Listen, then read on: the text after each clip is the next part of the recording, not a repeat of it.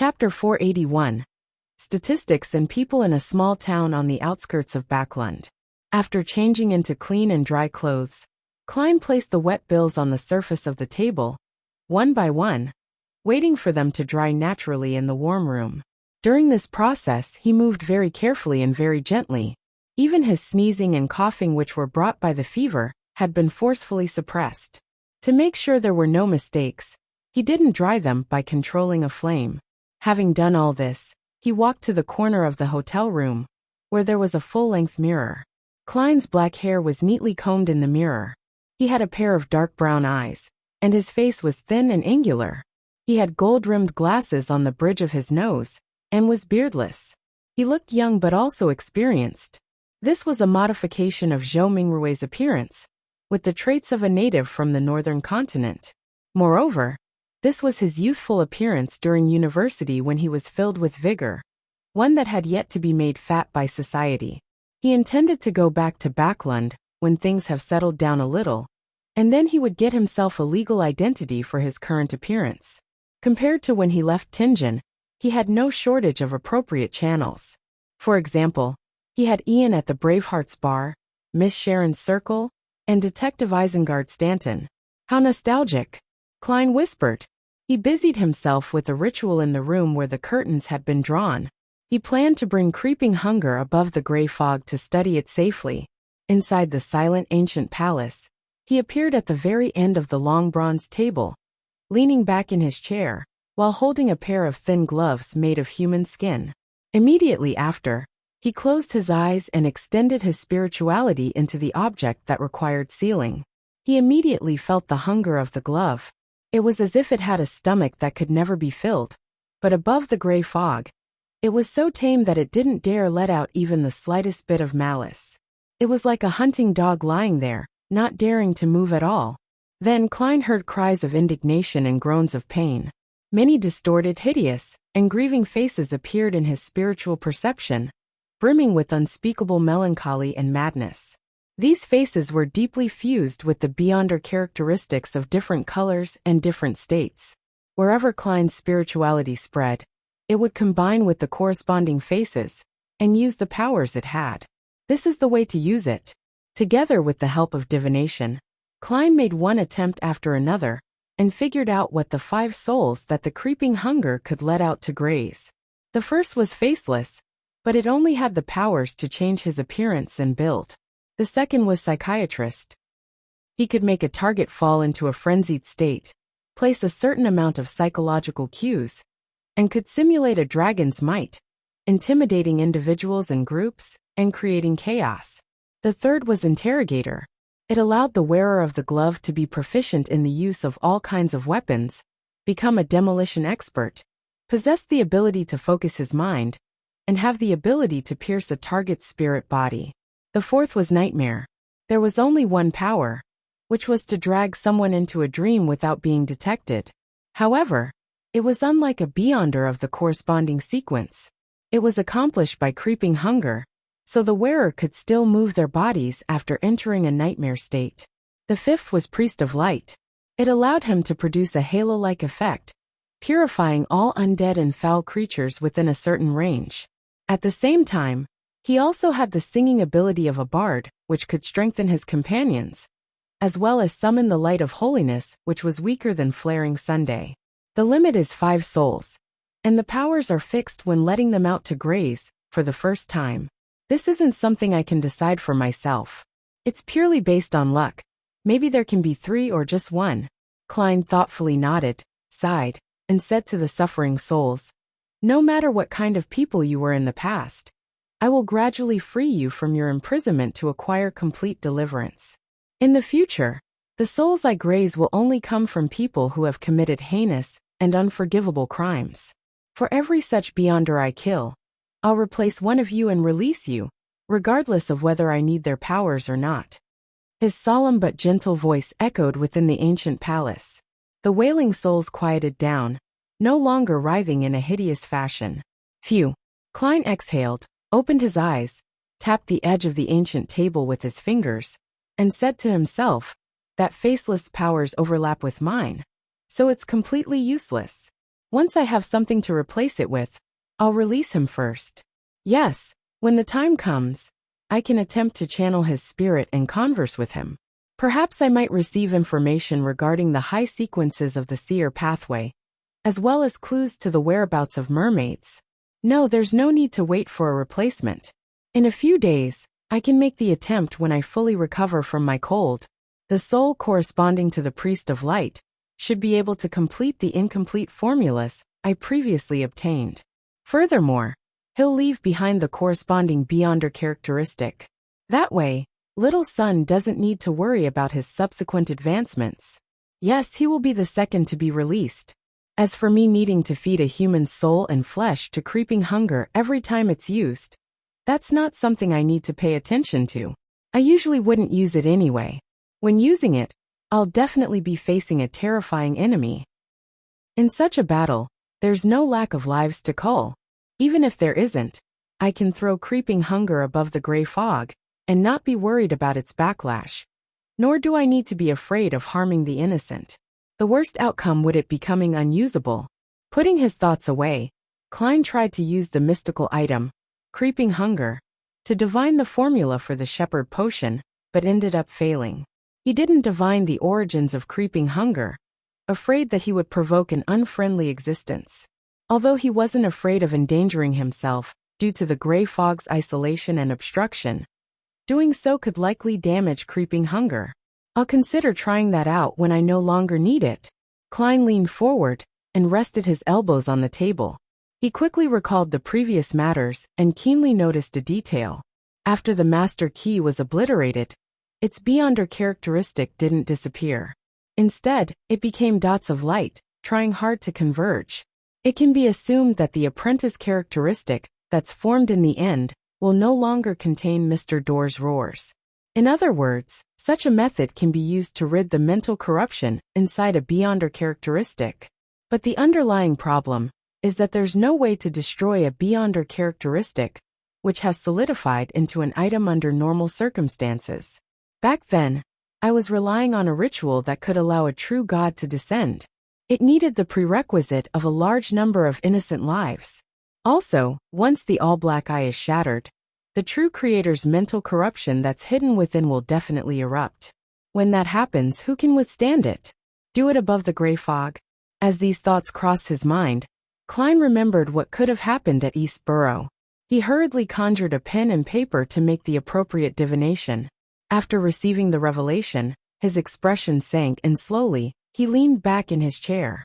Below him, the endless gray fog floated in silence in a seemingly eternal unchanging fashion.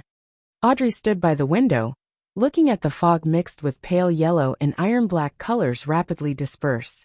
When she saw the heavy rain that was incompatible with winter, her heart felt more at ease. After an unknown period of time, she and Susie waited for Earl Hall's eventual return home. "Father, how is it?" Audrey asked with concern.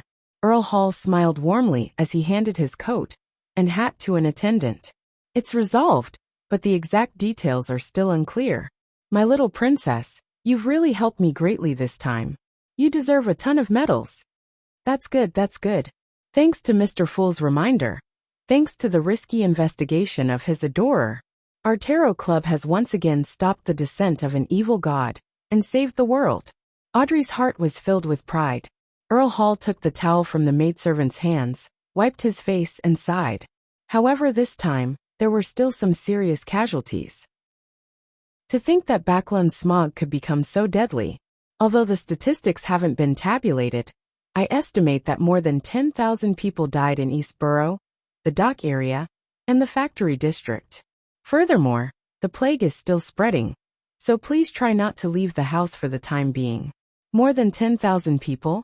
That was a statistic Audrey could understand, but couldn't imagine.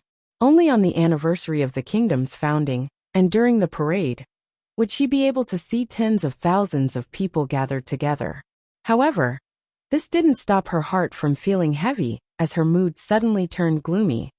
Daisy stood outside her apartment, watching the doctors and nurses in white coats and masks enter and carry out the bodies. She had long known the outcome. Her expression was numb and her eyes vacant. She subconsciously moved closer to the door. At this moment, The police officer in charge of the cordon stopped her. "Don't go over. Do you want to be infected with the plague?" Daisy stood there as she watched the two bodies being carried out. She saw her mother Liv, hugging her sister Freyja tightly. They were carried to a cargo carriage that was wrapped in black cloth and temporarily requisitioned. She then watched as they disappeared in front of her eyes as a white cloth covered them. The carriage slowly moved towards the other end of the street. At that moment, Daisy seemed to wake up from a dream. She turned around and ran at full speed, chasing after the carriage. The ground was abnormally muddy after the rain. She fell and got up several times, leaving her body covered in dirt. However, she was still unable to catch up with the carriage and could only watch it disappear around the corner.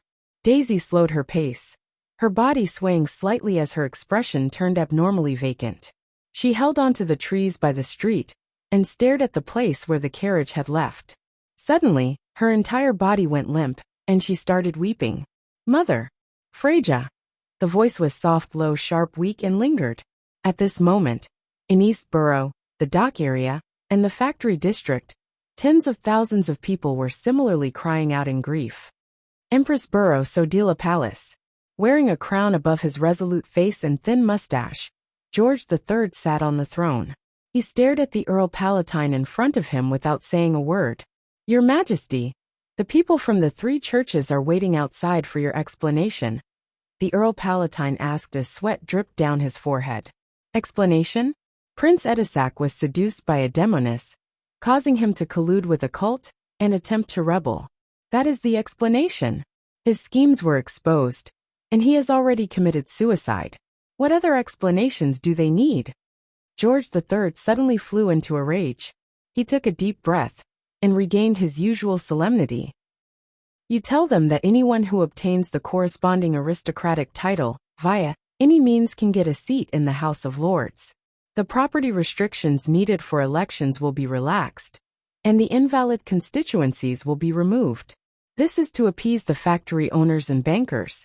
Similarly, the National Atmospheric Pollution Council will immediately make their final statement. The relevant bill will soon be passed, and the minimum safeguards and working hours will appear in the form of a law. The poor law shall be reformed in accordance with their requests. The three churches are permitted to send their personnel into the military." "Your Majesty!" The Earl Palatine was startled. Such a concession was beyond his imagination, especially the last one. George III flared up again. "Tell them this. Since they want a new order, I will give them a new order." "Yes, Your Majesty." The Earl Palatine didn't dare say anything further and left the palace. George III sat there, unmoving for a long time as though he was a stone statue. After an unknown period of time, his expression suddenly turned gentle. Chapter 482. Ring out the old. Ring in the new morning of the December 31st, at the Harvest Church south of the bridge. Emlyn White stood in a kitchen wearing his priest robes, occasionally tossing different herbs into a large iron pot and stirring them to a certain extent. After all the pre-prepared ingredients were tossed in, he waited patiently for another 10 minutes. Then, he scooped up the ink-black liquid with a metal ladle and poured it into a glass cup and glass bottle beside him. 48, 49, 50. Emlyn glanced at the empty pot and counted the medicine he had brewed. After confirming the quantity, he picked up a large tray and brought the bottles of dark green liquid to the hall. In the hall, more than half of the pews had been removed, and the floor was covered with tattered blankets. Lying within them were victims of the plague, who were either in deep sleep or groaning in pain. Emlyn and Father Yutravsky worked together, each carrying some of the medicine, distributing it from two ends. The first person in the queue was a middle-aged man with a sallow complexion. He hurriedly propped himself up halfway, received the medicine and drank it. He handed back the bottle and said to Emlyn in gratitude, "Father White, thank you very much. I feel much better and have some strength again." Emlyn lifted his chin and replied disdainfully, "This is only an extremely trivial matter that isn't worth being grateful for. All of you are truly ignorant." With that, he sped up the distribution of the potions. After 10 minutes or so, he returned to the altar of Earth Mother and complained to Father Yutravsky, You should get 2 more volunteers. Father Yutravsky didn't respond. He looked at the patients and said with a gentle smile, they should be completely healed in 2 or 3 days. How do you know? Emlyn turned his head in surprise. Father Yutravsky looked down at him benevolently and said, herbal medicine is one of the domains of the Earth Mother. As her believer, I do know some of the basics even if I'm not part of the Earth pathway. Emlyn said, I'm not interested in religion and know little about it.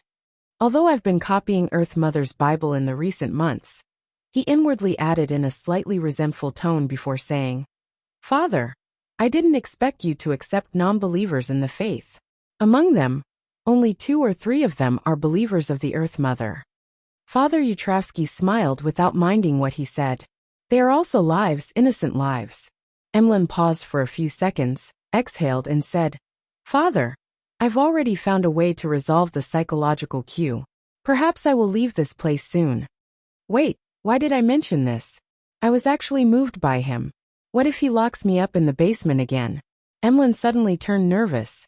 Father Yutravsky's expression remained unchanged as he looked down and said to Emlyn, actually, you didn't need to seek out solutions.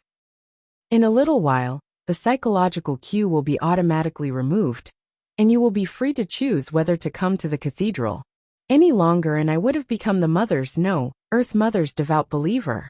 Emlyn blurted out. Father Yutravsky raised an eyebrow and said, feeling somewhat surprised, I didn't compel you to change your faith. The psychological cue I left in you was for you to return to the cathedral every day, hoping that you would be able to fully appreciate the value of life and the joy of a harvest. The only effect of the psychological cue was to make me return to the cathedral? Emlyn's expression instantly froze. Father Yutravsky nodded frankly. Yes. Emlyn's mouth gaped as he slowly and mechanically turned his head to look back at the altar, looking at the Earth Mother's sacred emblem of life, as if he had become a puppet that very instant. In the evening of the December 31st, 2 Daffodil Street, Tianjin City, Benson entered the house, took off his hat and coat and chuckled. I've booked second-class tickets for the steam locomotive to Backlund on January 3rd. Melissa, who was sitting in the dining room with several newspapers in front of her, worriedly said, Benson, the air in Backlund is terrible. Tens of thousands of people have died from the poison and diseases caused by the smog a few days ago. It's a sad and regretful matter. Benson walked to the dining room, sighed and said, but the 2 houses have already passed the report submitted by the National Atmospheric Pollution Council. There will be legislation to regulate the emission of smoke and wastewater, so a new Backlund will welcome us. You don't have to worry too much. Having said that, he smiled mockingly. When I came back from Iron Cross Street, I found a lot of factory owners, or their employees from Backlund recruiting people. They said that due to the smog and plague, the factories there are suffering a shortage in manpower, so they're willing to promise that the working hours and minimum wage will be much better than the current standard. Haha. You think it's impossible? Melissa asked. When more and more people flock to Backlund, it will be impossible unless both houses pass the corresponding laws directly. Benson spread his hands and pointed to the table. Well, it's time to receive the new year.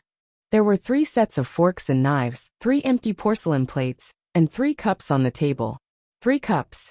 1 for beer, 2 for ginger beer. In the evening of December 31st, dressed to the nines, Audrey stood inside a lounge, waiting for the start of the New Year's party.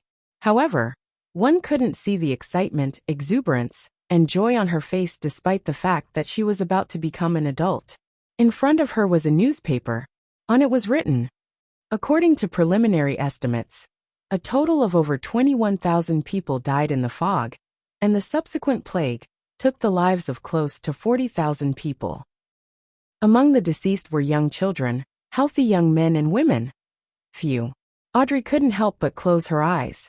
Just then, her father, Earl Hall, and her mother, Lady Caitlin, knocked on the door and said in unison, Your beauty surpasses everyone tonight. Darling, it's time. The Queen is waiting for you. Audrey slowly breathed out and wore an elegant and beautiful smile.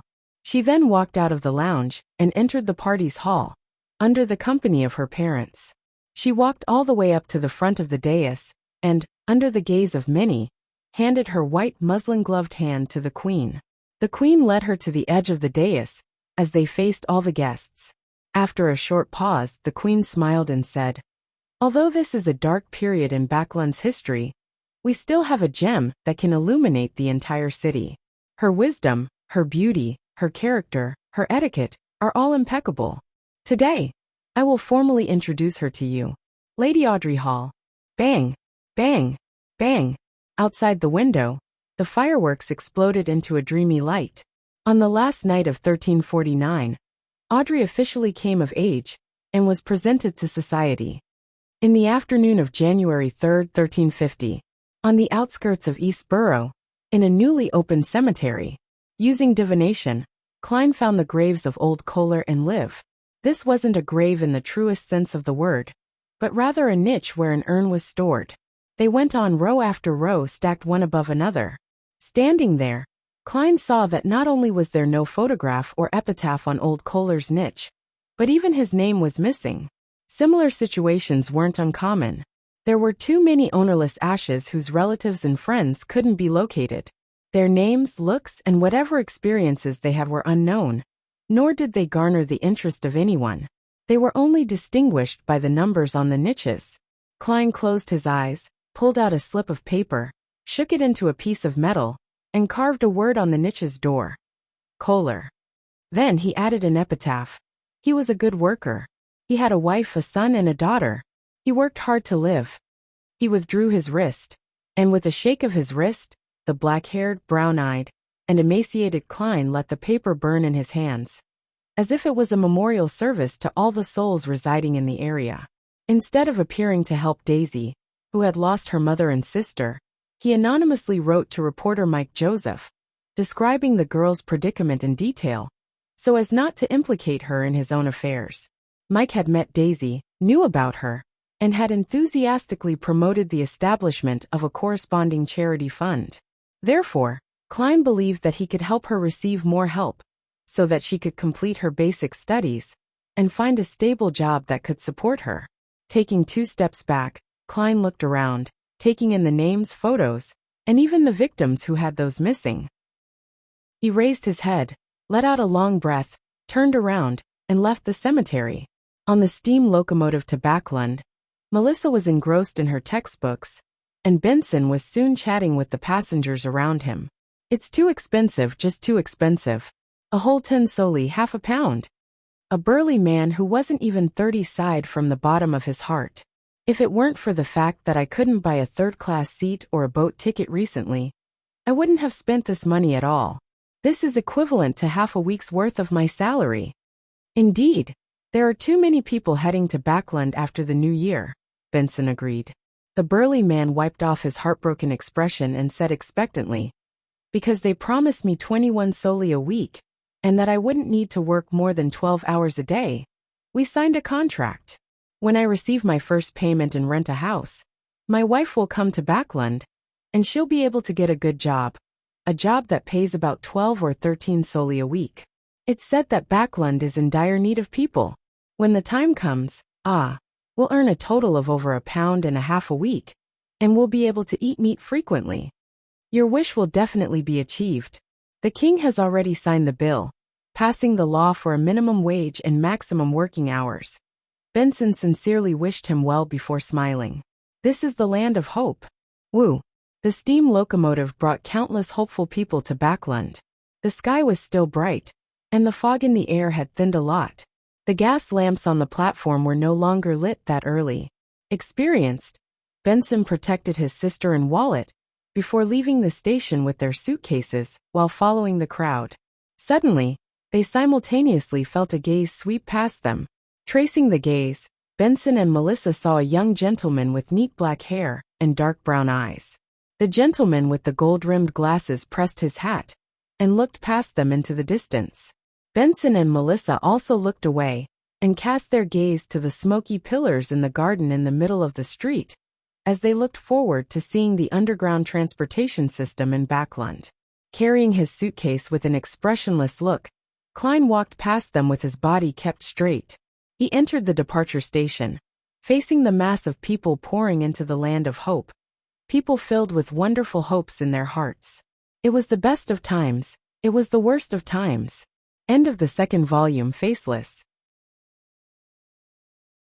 Chapter 483. New Identity. The sky was dark outside the window, but it wasn't the dark fog which Klein was used to. The sea waves rolled in, blowing away all the smog, and making the clouds line up in various shapes, reflecting the reddish-gold sunlight.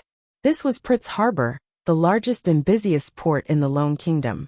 Wearing a light vest and white shirt, Klein stood by the window and watched the outside world for a while until his pocket watch urged him to return to the mahogany table. In the warmth of the fireplace, he picked up a black, round fountain pen, unfolded a letter, and slowly wrote, "Dear Mr. Azek, forgive me for not writing to you until today, but for the past few days, I've been wandering in Backland, immersed in the devastation that has been inflicted on this great city by the events of the past few days. If we were ordinary people, perhaps we would have been covered with white cloth and carried to the crematorium, eventually settling in a tiny niche. I've waited for quite a while and finally found an opportunity to retrieve what belongs to me. This includes the card of blasphemy I promised you. In addition, there's another item which I will get the messenger to bring to you as well. It's a copper whistle that can summon a messenger. It comes from a chance encounter of mine regarding an elder who crawled out of his coffin. I'm sure you're puzzled having read this, as the description I use similarly points to you. This is what puzzles me. This is exactly what happened. I suspect that the original owner of the copper whistle is a member of the numinous episcopate that tries to revive death. Furthermore, his level isn't low. Perhaps you'll be able to tell something from this copper whistle. Before leaving Backland, I will write to the machinery hive mind to describe the massive underground ruin where you fought in Sangwil. I hope that they will be able to figure out the truth with the help of this information. After going through a roundabout and indirect test, I've confirmed that they do not have any enmity towards you and me for the time being. If you're in trouble, perhaps you can try seeking their help. Finally, I have one more question. Is there any way to remove the residual mental corruption of a Beyonder characteristic that has already solidified? I am about to set sail. I wish you a smooth journey in finding your memories, and a safe journey for myself as well. Your student and friend Klein Moretti." Putting down the pen and reading it once more, Klein folded the letter and stuffed it into the envelope along with the Dark Emperor card and the copper whistle left behind by the suspected numinous episcopate member. When he was done, he picked up the copper whistle Mr. Azek had given him and summoned the messenger by blowing into it. The messenger was still nearly 4 meters tall, made purely of white bones, its eye sockets burning with black fire. However, Klein's spiritual intuition told him that this was another messenger. Sighing secretly, Klein raised his arm and placed the letter into the messenger's lowered palm. The messenger lowered his head to take a look, before quickly disintegrating into bones and drilled into the ground like a torrential downpour. Seeing this, Klein lightly tapped his right molar and deactivated his spirit vision. He returned his gaze to the table, where there was a pale yellow identification card. This was a necessary item required for official purchases of any voyage tickets. For this, he had specially gone to Sharon and obtained a new identity through her circle. This identity was that of a bounty hunter, a lunatic who was eager to go on an adventure at sea to get rich. In accordance with Klein's wishes, his name was Gehrman Sparrow. "A hunter of evil," Klein whispered, putting away a series of documents for his new identity. Shortly after, he drew the curtains, took 4 steps counterclockwise, and went above the fog. There was still some time before the tarot gathering, so Klein quickly retrieved Creeping Hunger and wore it on his hand. Closing his eyes, he tried to sense each and every twisted illusory soul. He attempted to release the faceless. In the real world, Creeping Hunger would happily consume this gift and spit out the corresponding Beyonder characteristic, but above the fog, it didn't dare to act rashly. It allowed the soul of the faceless to leave the glove and appear to the side of the long bronze table. It was a middle-aged man with a blurry face. His twisted and painful feelings seemed to dissipate quite a bit. With difficulty, he bowed at Klein, who was leaning back in his chair. His figure gradually turned dim, almost plummeting beneath the gray fog at any moment. In the majestic palace, Klein could directly communicate, without any additional rituals prepared. Thus, he extended his spirituality and stabilized the man before saying in a low voice, "Do you know where there are live mermaids?" The man answered in an adrift manner, "Apart from those kept by the Church of the Evernight Goddess, they can only be found by sailing from the Gargas archipelago towards the Sonia Sea for at least a week. That was my destination." So he's also a faceless seeking to advance. In order to seek out mermaids, he had taken the risk to go out to sea. However, he somehow died at the hands of Rear Admiral Hurricane Kalengos in the end. "The Church of the Goddess rears quite a number of mermaids?" Klein suddenly asked in realization. "Which organization did you belong to? Or should I say, where did your potion formula come from?" The blurry-faced, middle-aged man's body suddenly trembled. It was only 2 seconds later that he spoke up. "The Secret Order. I belong to the Secret Order." "Secret Order? Doesn't the Secret Order rear their own mermaids?" Klein hesitated for a moment before asking, "Have you ever seen your leader, Zeratul?" The illusory and transparent faceless was silent at first, but then he shouted with a sharp voice, "I have. He's abnormal. He's an undying monster." As he spoke, his figure became increasingly thin, almost on the verge of dissipating. As expected, Zeratul is still alive. Just what had happened for a Secret Order member to be so afraid of him? More accurately, I should use him. Klein quickly asked about another key issue. "Apart from the treasures left behind by the Antigonus family, and what your Secret Order has, is there anywhere I can get the high-sequence Beyonder formulas for the seer pathway?" The faceless turned increasingly transparent and more illusory.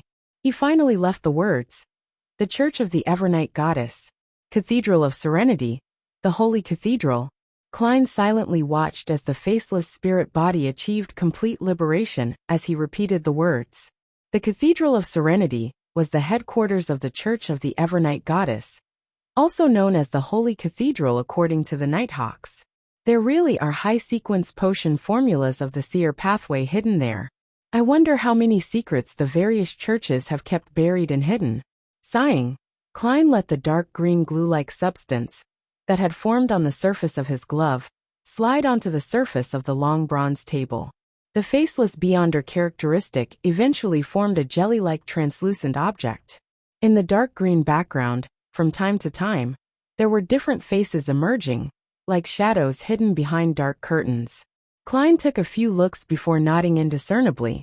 He muttered to himself, "I'll use the world later to get Mr. Hangman to sell this Beyonder characteristic either to artisans or Beyonders who need it."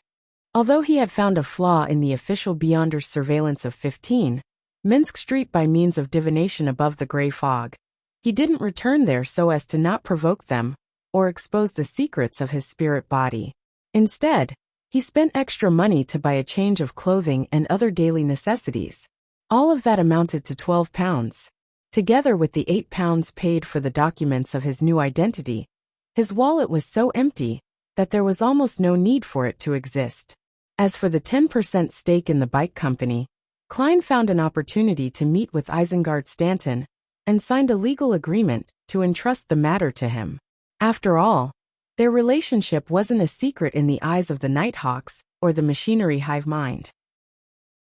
"I still have £5 in cash and 5 gold coins. It will cost £4 to head for the Rorstad archipelago, and that's for a third-class ticket at the lower deck. It would take at least £4 to go from the Rorstad archipelago to the Gargas archipelago. I have to quickly sell off the faceless Beyonder characteristic. This way, I would be able to afford a second-class cabin and eat decent food. Thanks to Emlyn's suitcase being placed above the gray fog all this time, I've had to buy another one." Klein silently went through his financial situation, feeling as if he had returned to the time when he had just transmigrated, relying on the salary of the Nighthawks before he could even buy a suit.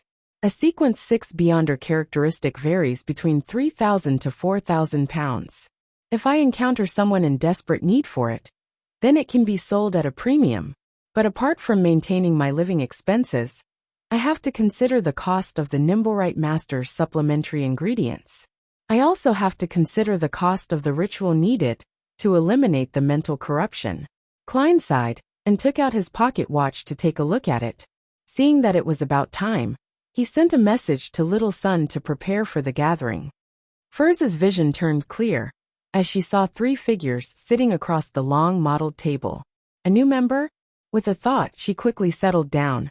At this moment, she didn't care if the tarot club had any new members. Her mind was filled with the incident of the smog and plague from last week. She vividly remembered that the world had warned herself and Miss Justice at the last gathering that something huge was brewing in Backland, which could likely bring about a tragedy.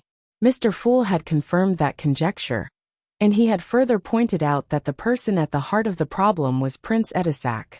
She didn't doubt Mr. Fool's abilities, and felt that the tragedy needed time to brew, giving her plenty of time to investigate. Who knew that it would come so quickly and so suddenly? Prince Edisac was also reported to have been infected in the haze, and unfortunately died. It really happened. It really happened. Thinking back to the contents of the newspapers from a few days ago, she seemed to understand something, but she wasn't sure of it.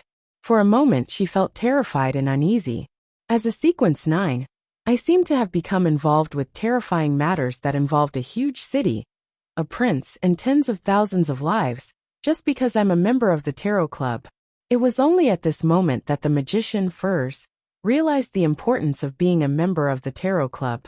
Then, she heard Miss Justice's usual greeting that lacked her exuberance. "Good afternoon, Mr. Fool. You saved Backland again." "Ah, what? When was I saved again?" The Moon Emlyn listened blankly. Chapter 484. Asymmetrical. As he thought back to the recent events, the Moon Emlyn was quick to associate it with the Great Smog and the plague outbreak, guessing that this was what the lady opposite him was referring to. "But I heard that it was the work of a demoness of despair, who was trying to advance herself. Furthermore, the Church of the Lord of Storms responded quickly, creating a hurricane to blow everything away. How could it be said that the fool saved Backland?" Emlyn, who had an entire clan behind him, was quite well informed. Upon doing the comparison, it was hard for him not to be surprised and confused.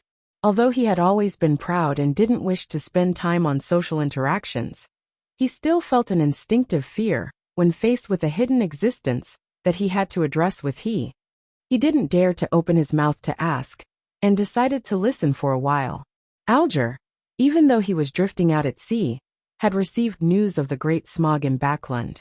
He was interested in the secrets and the truth behind it, confident in the belief that this was definitely a struggle between deities. After all, it had attracted the attention of Mr. Fool. "I'll ask Miss Justice when we exchange information. However, she might not be too sure of the details. It's rather impossible for her to know too many details based on her standing. Haha, she has great curiosity. To open up with such a greeting, she would definitely attempt to get an answer from Mr. Fool, hoping to get an answer. I hope that I have the opportunity to listen in from the side." With this in mind, Alger turned his head to look at the sun, seeing how he wasn't anxious but calm and reserved. He knew that the City of Silver's exploratory team had already broken out from the fate of repeating their lives. Similarly, Audrey, who had figured out that the operation was successful from reading Little Sun's reaction, heaved a secret sigh of relief. She prepared herself to understand what had happened later in detail. After a solemn bow towards Mr. Fool, she thanked the seemingly unkind Tarot Club member, the World, for his advance warning. "Mr. World, if it wasn't for your advance warning, then perhaps tens of thousands of people would have died in Backland during this great smog. In truth, I was also doing it to save myself." Klein controlled the World to give a hoarse laugh. He said it with sincerity and without any trace of acting, because if it wasn't for Miss Justice, who was notified in advance and warned the Church of the Evernight Goddess, then the powerful existence who erased Mr. A wouldn't have arrived in time, and he himself might not have been able to hold on for long. If Mr. A had disintegrated me and ate me, then perhaps I might not have a chance of reviving. Klein thought in appreciation. Mr. A's feasting would literally be feasting. Immediately after, as the fool, he leaned back in his chair and responded with a smile. "All I did was provide some trivial help. No, your adorer really helped save Backland. His contribution is the greatest amongst everyone. Audrey praised from the bottom of her heart. His warning allowed the goddess, the Church of the Evernight Goddess, to make preparations, wiping out the demoness of despair in a timely manner, and preventing the primordial demoness from awakening. It allowed the contamination of the Great Smog to be kept under control.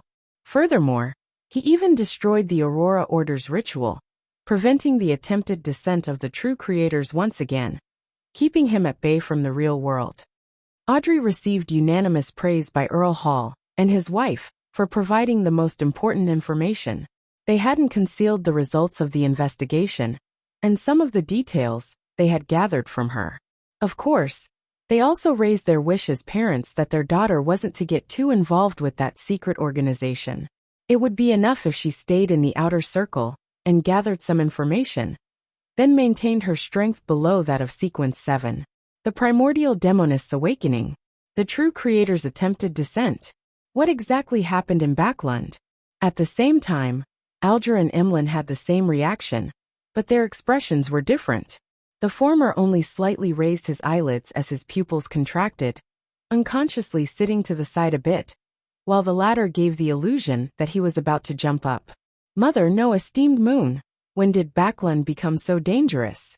Two evil gods had actually made their appearance during the Great Smog. Is that young lady lying? Even though Mr. Fool is in existence suspected of being a deity, it's also impossible that he would simultaneously offend two entities of the same level, right? Could it be that he is actually the incarnation of a true god? Or is there an alliance of deities behind him? Is that why the ancestor asked me to pray to him? The more Emlyn thought about it, the faster his heart beat, but it was impossible for him to receive verification. The fact that Sanguine had the nickname Vampire didn't mean that they didn't have a heartbeat. It was just that they were relatively slow, and the heart itself was one of the Sanguine's fatal weaknesses. Indeed it's an event that had attracted the attention of Mr. Fool. But what benefits could he gain from sabotaging the evil god's plans? Alger sighed inwardly. Furs was surprised and frightened. She didn't expect that the horrible Great Smog that had taken the lives of tens of thousands of people would conceal an even more horrifying truth. If it hadn't been stopped in time, the whole of Backland would have been destroyed, and Zio and I wouldn't have survived. Furs swallowed a mouthful of saliva hard. Her feelings were similar to Audrey's feelings as well. Through this matter, this young noble lady clearly understood one thing, which was that the life she believed to be peaceful and calm was like a soap bubble amidst a clash between deities. Just a slight perturbation could immediately pop it into nothingness. Or it could be said that the entire kingdom, the entire human society, exists only because of the balance between the deities, and this balance is extremely fragile. Every time a similar thought gushed to her mind, Audrey felt a wave of grief wash over her. Klein was pleased when he saw that someone knew and remembered his contribution. He smiled and said, "Unfortunately, he has to stay away from Backland as a result. Mr. Fool's adorer has to temporarily leave Backland?" Audrey stood up again and sincerely bowed. "Please convey my gratitude to him." Klein maintained his image without giving a reply other than nodding his head.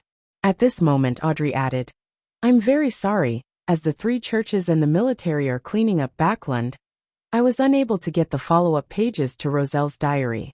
Please wait one more week." "Sure," Klein said in a flat tone. Hearing their conversation, Furs was startled as she hurriedly looked to the end of the long bronze table and said, "Dear Mr. Fool, I received 3 pages of Roselle's diary. Not bad. More members mean more channels, and many things snowball quickly." Klein gently nodded. "Very good. Roselle's diary?"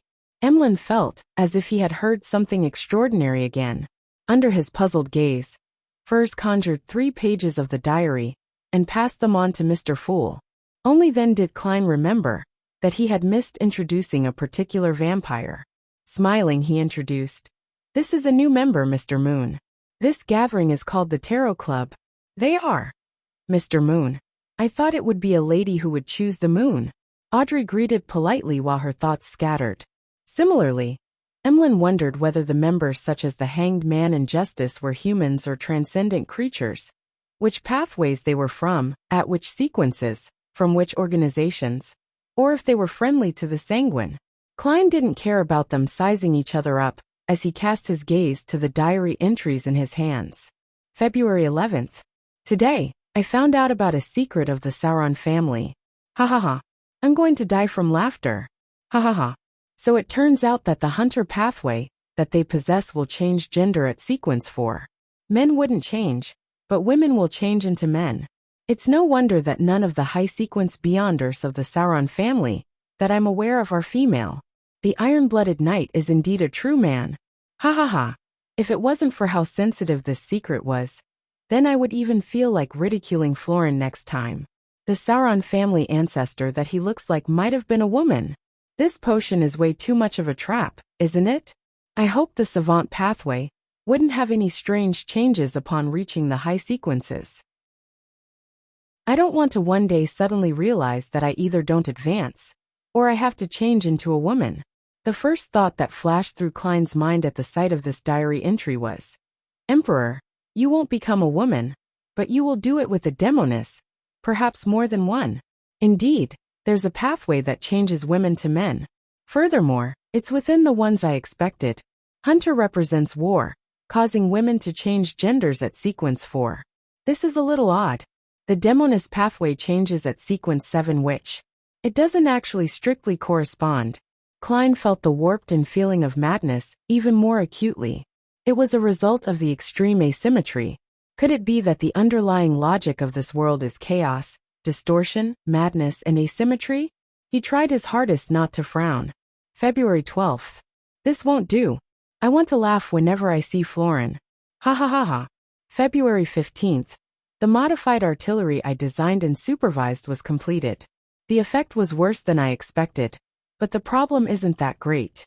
With it in mass production, I'll be able to show the world what true advanced tactics are.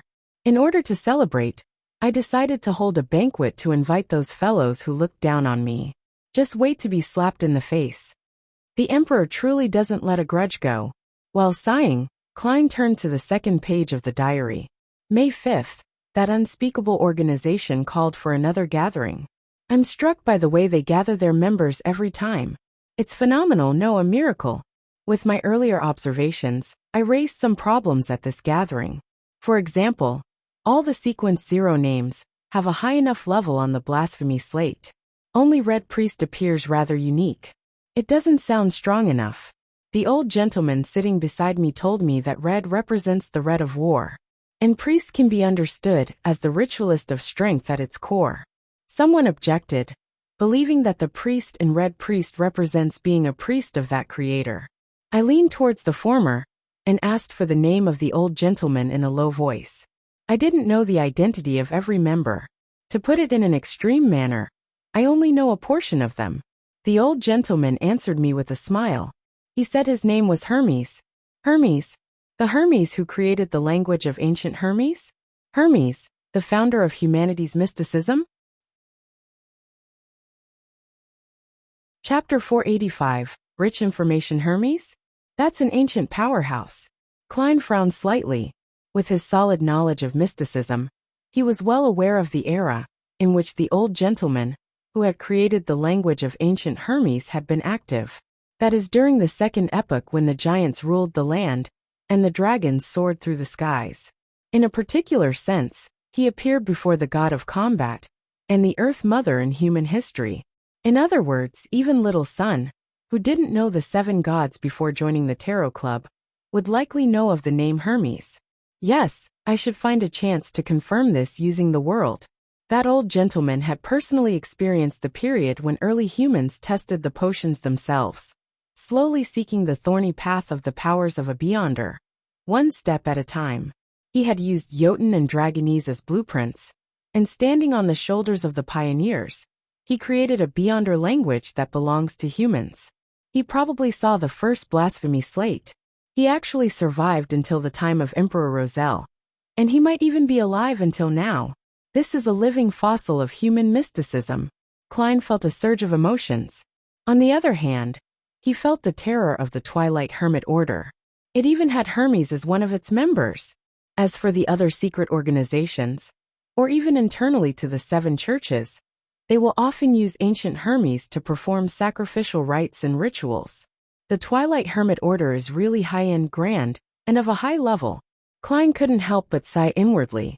What he envied most wasn't the existence of Hermes, a legend who lived throughout human history, among the Twilight Hermit Order, but the fact that they possessed the second blasphemy slate.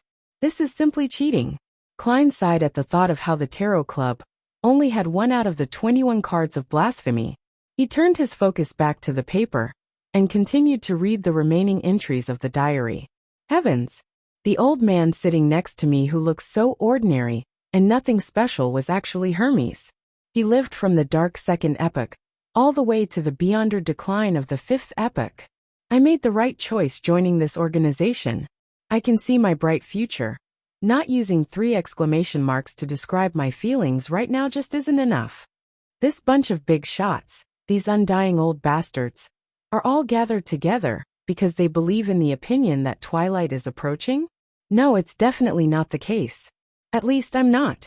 There must be people among them who passionately believe in those ideals, purely waiting for the original creator to awaken, hoping for the progress of history to develop to that node as predicted. Haha, according to my understanding, it's most likely not an awakening, but a resurrection. But there can't be more than half of those people. The rest are people having their own goals. Either they're ambitious like me, or they're just lurking snitches. Wait a minute, I thought of a problem. I quickly joined the gathering after I agreed to the secret invitation. But I didn't undergo any scrutiny. And although the person who called for the gathering said that the members of this gathering had their differences and had to vote for me to join, barely allowing me to join after a majority vote of 2/3. But that's not the point. The point is that they don't care if I believe in the idea that twilight is coming, nor do they mind me having all sorts of thoughts. What are they relying on to determine that I won't bring harm to this organization? Could there be a high-sequence beyonder of the spectator pathway among them? One that reaches the level of an angel? He had created a secret psychological cue in me through my verbal promise, without me realizing it. And that they're confident enough to discover the hidden malice of its members? That might be possible, but thinking about it makes me shudder. In addition, without permission, once the name of that organization is mentioned to the outside world, it will be immediately noticed. They even gave me a few examples of former members who were eliminated. Writing on paper, or in a newly created language wouldn't do as well. Let me think. Sequence 2 of the spectator pathway is discerner, while sequence 1 is author. Who among them fulfills the corresponding traits? Yes, I have a preliminary suspect, the person who convenes the gathering. Yes, there's also sequence 0 of the spectator pathway. Its name is visionary, but I don't believe anyone here has reached the level of a true god. Otherwise, there's no need to hide behind the scenes. Of course, they might have divine items at the sequence 0 level, or the uniqueness of a particular pathway. Perhaps it's what creates this realistic dreamscape that can connect the east and west shores of the continent, while having the ability to react the moment its name is mentioned. I didn't think too much into it back then. Amidst my shock, I asked about a few other matters, such as why the term authority is used in the description of deities. Old Mr. Hermes gave an interesting answer. When he saw this, Klein realized that the diary page had already reached its end. He quickly turned to the next page, but he quickly turned back because the following page didn't connect to the previous page at all. Where's the answer? Is it on the next page of the original diary? Or was he too lazy to write it because it's too long? Or he felt that there's no need to jot it down in the diary? Klein was so frantic that he wanted to transmigrate and grab Roselle by the neck to get him to tell him what Hermes had said. Of course, he didn't show any signs of emotion on the surface, nor did he make any additional body language. So the spectator pathway sequence 0 is called visionary. This corresponds well with the dragon of imagination. I thought it would be dragon. Visionary adheres more to what humans know, which also means that consuming the corresponding sequence 0 potion wouldn't necessarily change one into a dragon. Sequence 1 author. Just from the name of the potion, I find it quite similar to that Quill 0-08's traits.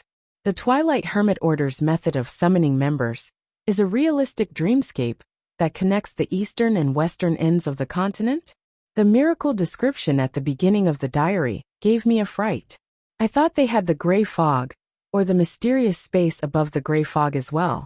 Klein calmed his emotions and discovered that the single diary page provided a lot of important information. First of all, he knew that the ancient sage Hermes had at least lived to Roselle's era, which was about 100 or 200 years ago, and he was a member of that mysterious organization. Second, from Roselle's description of how the organization's name couldn't be spoken, he basically confirmed that the mysterious organization was equal to the Twilight Hermit Order. Finally, he learned the Sequence 0, Sequence 1, and Sequence 2 names of the spectator pathway. Although they wouldn't be needed anytime soon, they enriched his accumulated knowledge of mysticism. Perhaps Miss Justice would ask the relevant question at any time. Her curiosity had always been strong. Forcing himself to forget the missing answers, Klein turned to the last page. As he read, Audrey habitually observed the details, and she acutely noticed that the Dark Emperor card, which Mr. Fool had placed face down on the long mottled table, was missing. He gave it to an adorer to provide the appropriate help, or he exchanged items with some existence. Audrey blinked, trying to guess the reason. She was more inclined to the first theory, because without the help of Mr. Fool, his adorers wouldn't necessarily be able to destroy the ritual for the descent of the true creator. It's a pity that Father is unable to see the detailed file. Otherwise, I would know who Mr. Fool's adorer is. He's a man of medium height, dressed in Lone's most popular double-breasted frock coat, and he had been near Red Rose Manor at the time. I should be able to lock onto a target by using this information as a basis for investigation. But that might anger Mr. Fool. He hasn't permitted me to expose the identity of his adorer. Audrey, don't think too much. Don't be curious. Perhaps you'll meet in the future. Audrey retracted her gaze. At this moment, Klein felt like laughing because of the contents of the last page. March 16th. My first time attending a noble ball in this world. The young ladies and madams are a lot better than I imagined. In the novels I read, they didn't bathe in the Middle Ages and relied on perfume to mask their disgusting body odor. They would frequently step on feces when they were out, and easily smeared their faces with things that are laced with poisonous heavy metals. But it's different here. They love to take baths. They have charming perfumes, fair skin and tight waists. Most of them have pretty good figures.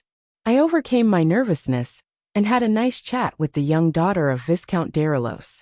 We talked about the meritorious deeds of my ancestors, talked about my family's estate, and my present aristocratic title.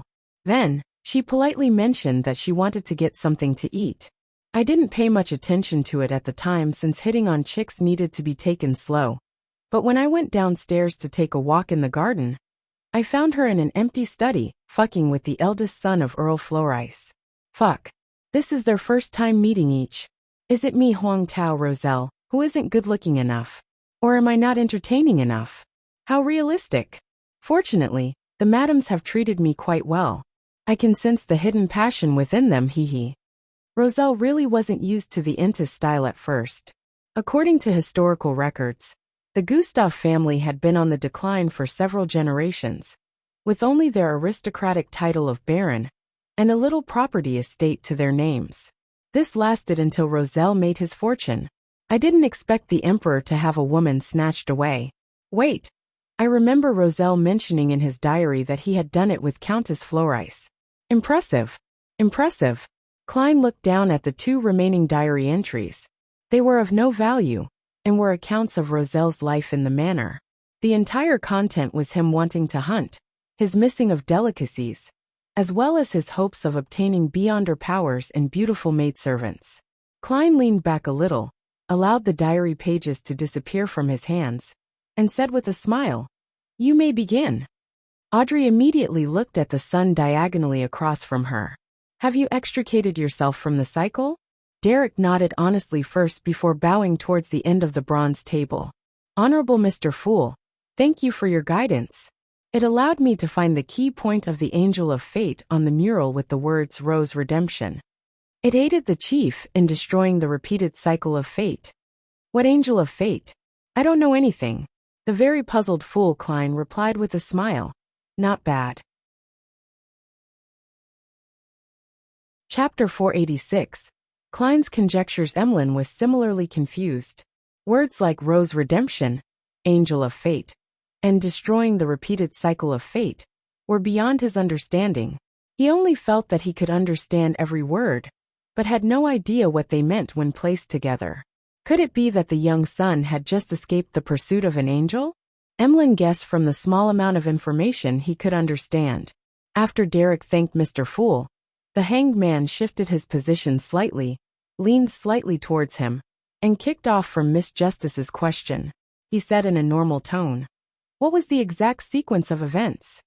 Derek didn't hide anything and honestly replied, "Miss Justice, Mr. Hanged Man, Miss Magician, and Mr. World, thank you for your concern, and thank you for the suggestions you previously gave me. In my 6th exploration, I tried." He described his actions and the corresponding results, highlighting the matter that the little boy Jack came from in Matt Harbor, and the details of the Rose Redemption murals. In Matt Harbor, that strange little boy Jack is really from the Lone Kingdom. In other words, the forsaken land of the gods, where the city of Silver is somehow connected to the northern and southern continents in some way. As long as one finds the right place, they'll be able to enter. Klein seemed to be listening leisurely, but he had made a judgment in his mind. Enmat Harbor was located to the east of Tingen City, and was one of the most famous seaports in the central region of the Lone Kingdom.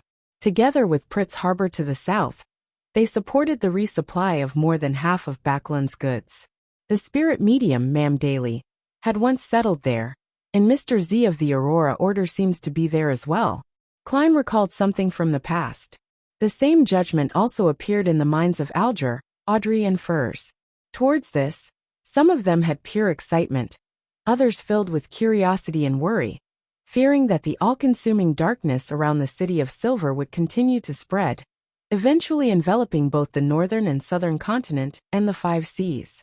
The chief told me that he recalled some unverified content recorded in some ancient books, based on matters that had happened in my warning. Rumor has it that when the Lord that created everything, the omnipotent and omniscient God, had his attention on this piece of land, he had several angels surrounding him. And there were 8 leaders of the angels, powerful beings that were closest to God's throne. Among them included the Son of God. Derek recalled Demon Hunter Collins' words and slowly said, he suspected that Amon is the angel of time among the kings of angels, and the mural depicted the angel of fate, tailed devourer Ouroboros. 8 kings of angels? The 8 kings of angels who are closest to the Creator's throne? Audrey was inexplicably excited when she heard this. She couldn't help but curiously ask, Mr. Sun, what are the titles of the other 6 kings of angels and their names? The chief didn't say, nor did I dare to ask, Derek replied, ashamed. I really want to know the answer. Audrey subconsciously looked towards the end of the long bronze table, looking longingly at Mr. Fool, who was shrouded in gray fog, hoping to get the appropriate answer. She had already decided on the price she was willing to pay. Why are you looking at me? I don't know either. Klein controlled the twitching of the corners of his mouth. Of course, he wasn't completely clueless. He could barely guess who 2 of the kings of angels were. The evil spirit in the underground ruin had described the Medici family as one of the founders of Rose Redemption. According to that mural, the angel of fate, Ouroboros, is likely one of the leaders of Rose Redemption. Both basically have equivalent standing, which is to say that the Medici family possesses a king of angels, but it cannot be determined if he has already perished. The Medici family is suspected to be in control of the Hunter pathway, which is the Red Priest pathway. That king of angels title should be Red Angel or Angel of War. Since the Son of God is a king of angels, Amon is one of them, being Angel of Time. Then Adam might not be one, but I can't confirm his title. As for the other 4 kings of angels, I can't guess who they are. Perhaps, there might be one or a few of them inside the Twilight Hermit Order. It's possible. The Twilight Hermit Order views the fallen creator as its enemy, making it at odds against Rose Redemption, which worships that evil god. Perhaps its true origin comes from those few kings of angels. Right, there's indirect evidence which isn't substantial enough. According to the legends of the City of Silver, the authority of the Dragon of Imagination, Anquelt, was taken back by the Creator. Logically speaking, it's not impossible for the Lord that created everything to give a portion of the authority to a king of angels by his throne. And from the description and guesses from Roselle's diary, the Twilight Hermit Order likely has a spectator, which has the strength at the level of an angel in the visionary pathway, or even higher. The two can form a correspondence. Hermes is a person who had experienced that piece of history. As these thoughts flashed through his mind, Klein smiled and said, "You will come into contact with it in the future. When I figure it out, I'll sell you the appropriate information," he added inwardly. Seeing that Mr. Fool had no intention of answering, Audrey looked away with a slight sense of loss, motioning little son to continue his story. Alger had a bold idea. The history before the cataclysm can no longer be referenced. At the end of the third epoch, and the beginning of the fourth epoch, there were only the 6 orthodox gods. Together with Amon and the Tail Devourer, aren't there 8? They had benefited from the death of the Creator, and succeeded in advancing to sequence 0? For a moment, Alger felt that his thoughts were blasphemous actions that could be punished by fire, but he was also unable to contain his excitement. He finally calmed down, and concentrated on listening to little son tell his story. Towards all of this, Emlyn could only respond with a blank look. For all this, Emlyn could only respond with a blank expression. Although the Sanguine had a long history and lifespan, so they knew quite a bit about the history before the cataclysm. They were all concentrated before the ancestor fell asleep, and it didn't involve the so-called kings of angels. While Derek was recounting the details of how the City of Silver, Chief Colin, destroyed the repeated cycles of fate, Klein was thinking of another matter. It can be roughly confirmed that the Tail Devourer, Ouroboros, is the sequence 1 snake of Mercury of the monster pathway. All the kings of angels correspond to sequence 1s? Could that angel of fate be the one pursuing Wuxia? If he is, that means that the true Creator's forces in Backland aren't limited to Mr. A and his subordinates. However, the 2 snakes of Mercury are fighting for the position of sequence 0, to the point of draining all of the Tail Devourer's strength. He should be fully occupied, and cannot spare time for this. Of course, I can't eliminate the possibility that Wuxia is equivalent to Ouroboros. However, the chances aren't high. Rose Redemption has quite a number of demigods, and even angels. There's no need to let the Tail Devourer restart his life as an ordinary person without protection. There's another possibility. The 2 snakes of Mercury in Backland aren't the angel of fate. The latter is still active in the forsaken land of the gods. That way, all 3 snakes of Mercury are accounted for.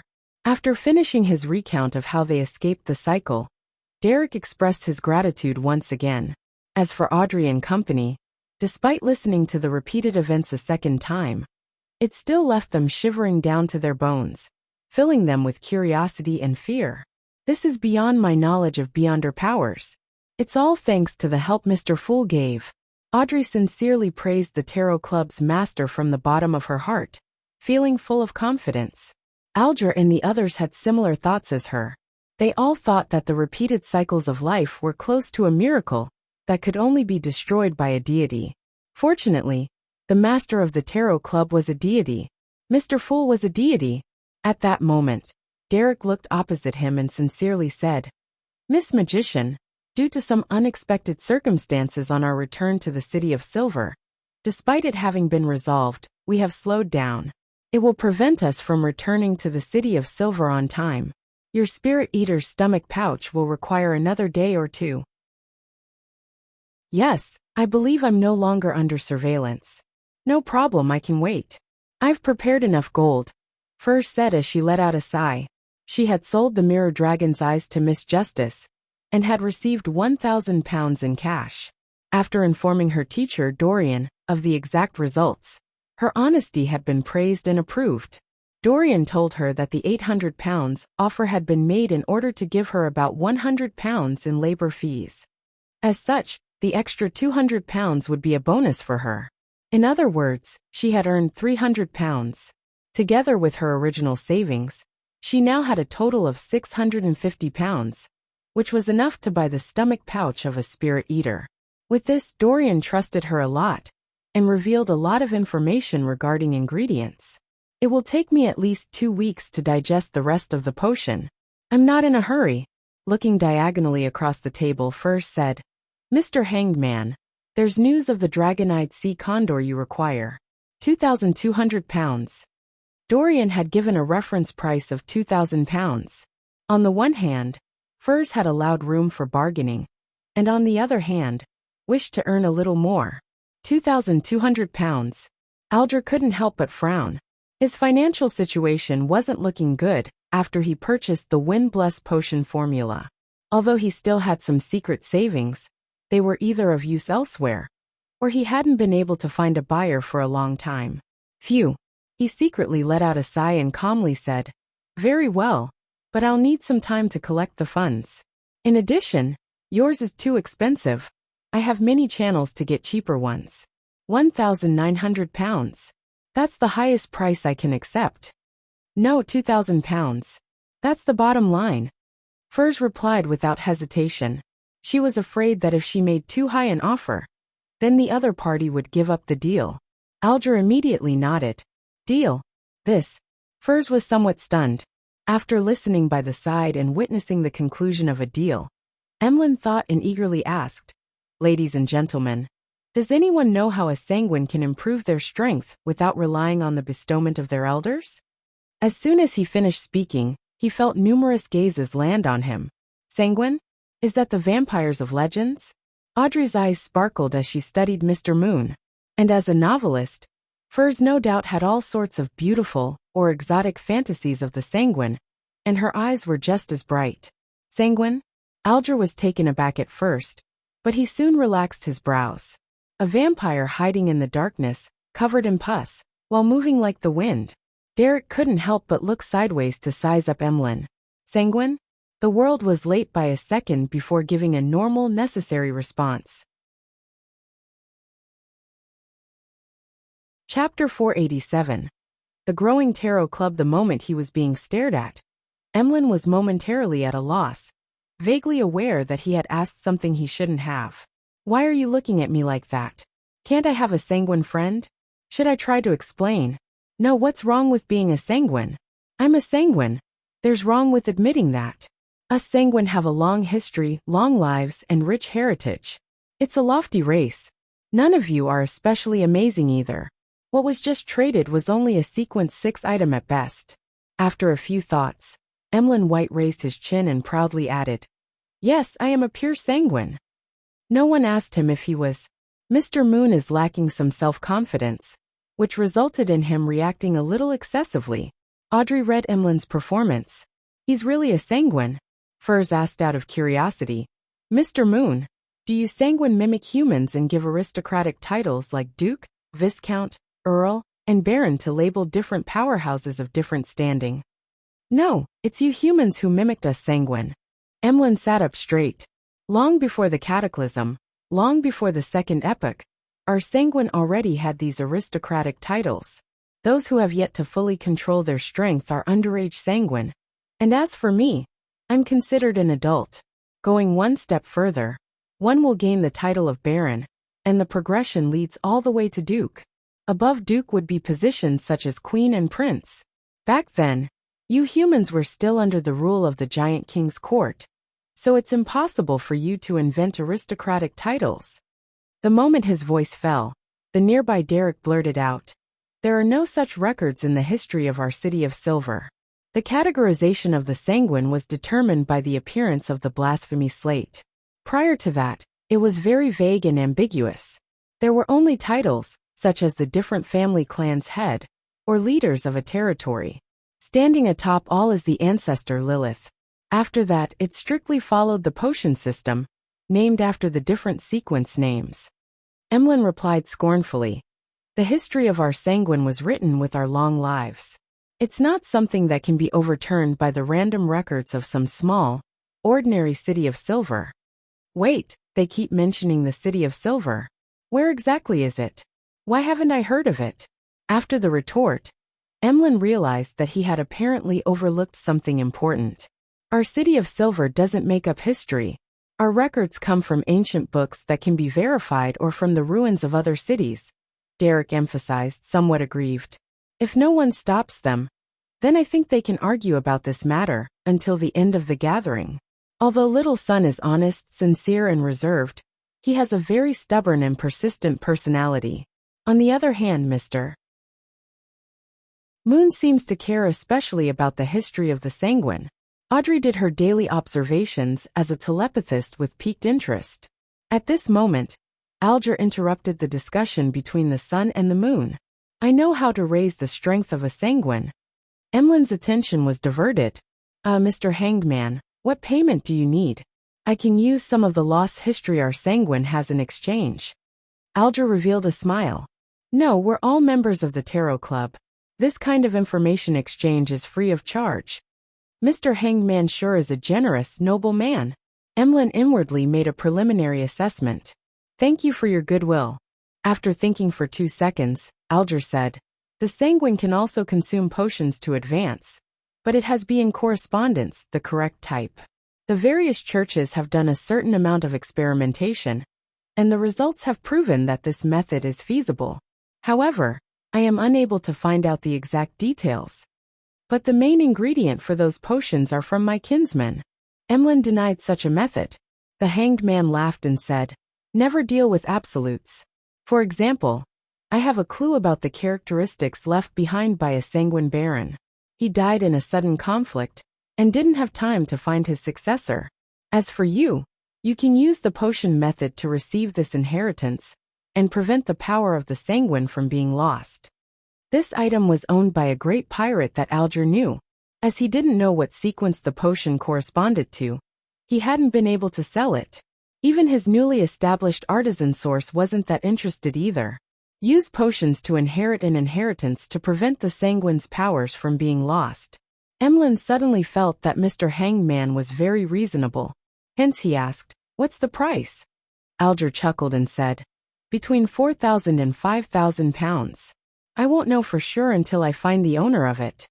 He had never communicated with the great pirate before, but he believed that as long as the price wasn't outrageous, the pirate would accept it.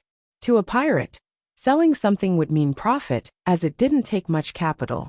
5,000 pounds? Emlyn exclaimed.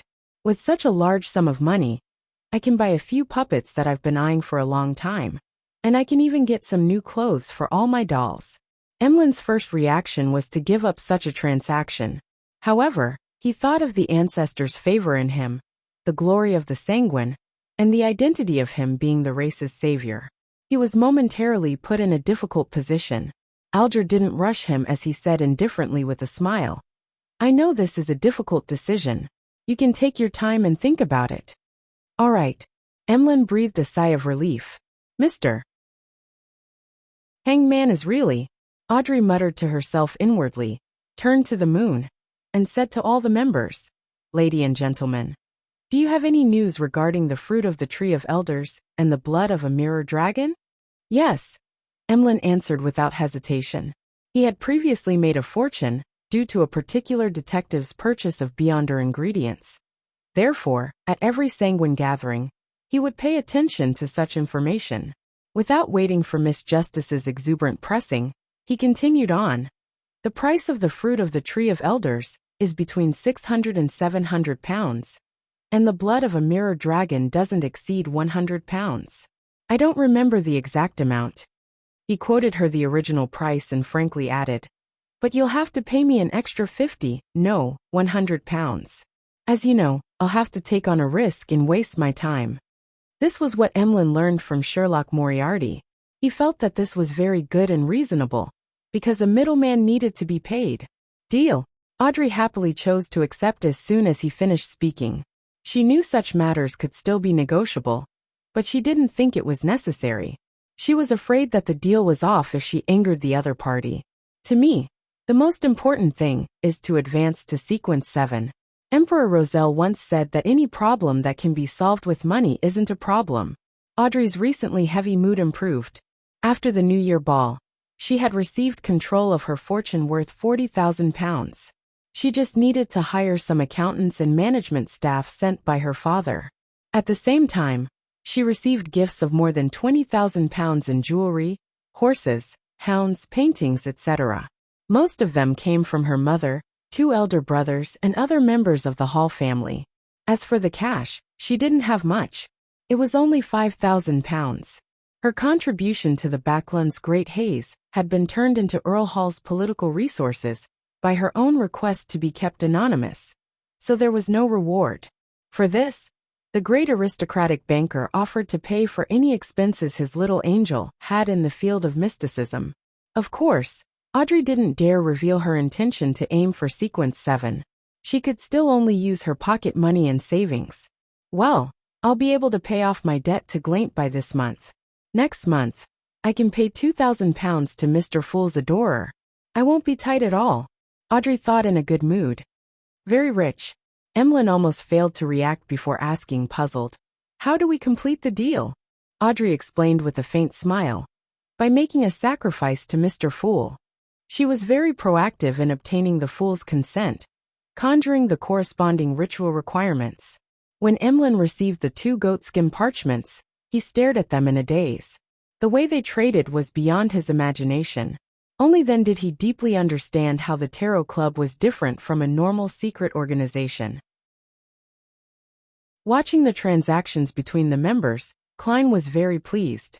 This was because with the passage of time, the channels and resources that were open to the Tarot Club would continue to increase. Everyone's goals and items that they wanted would be much simpler to obtain than in the past. It would no longer be in a state of having no response when making requests. Miss Justice represents the psychology alchemists, the lone aristocrats, and the power of money. Mr. Hanged Man represents the Church of Storms and the resources at sea. Mr. Sun represents the forsaken land of the gods and the city of silver. Miss Magician represents the low and mid-sequence Beyonders in Backland and the Abraham family. The Moon represents the Sanguine. All of them will perfect the Tarot Club's trading resources and news-gathering capabilities. They're all about to advance. While he was thinking, Klein controlled the world and said in a hoarse voice, I have a clue to a characteristic left behind by a psychiatrist. Miss Justice, would you have any need for it? Klein hadn't chosen to snatch Emlyn's business because he knew Miss Justice also reared a pet of the same pathway. He wasn't afraid that there wouldn't be any demand. Of course, Audrey hardly hesitated. Her idea was very simple. If met with an enemy attack, it might not be enough to just rely on herself to provide a surprise. Adding on Susie, who would be even more surprising, it would make things more assuring. This will take a certain amount of time, perhaps a month, or even 2 months, the world added in a low voice. No problem. Audrey was under no psychological pressure.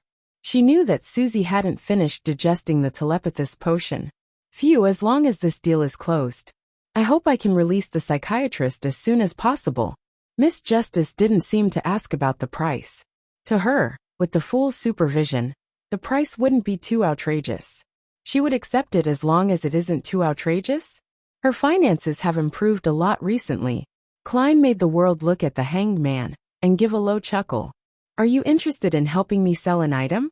The price isn't less than £3,500. You'll be given a 15% commission fee. Pleasure to work with you. Alger first agreed to it before asking with interest, what is the item?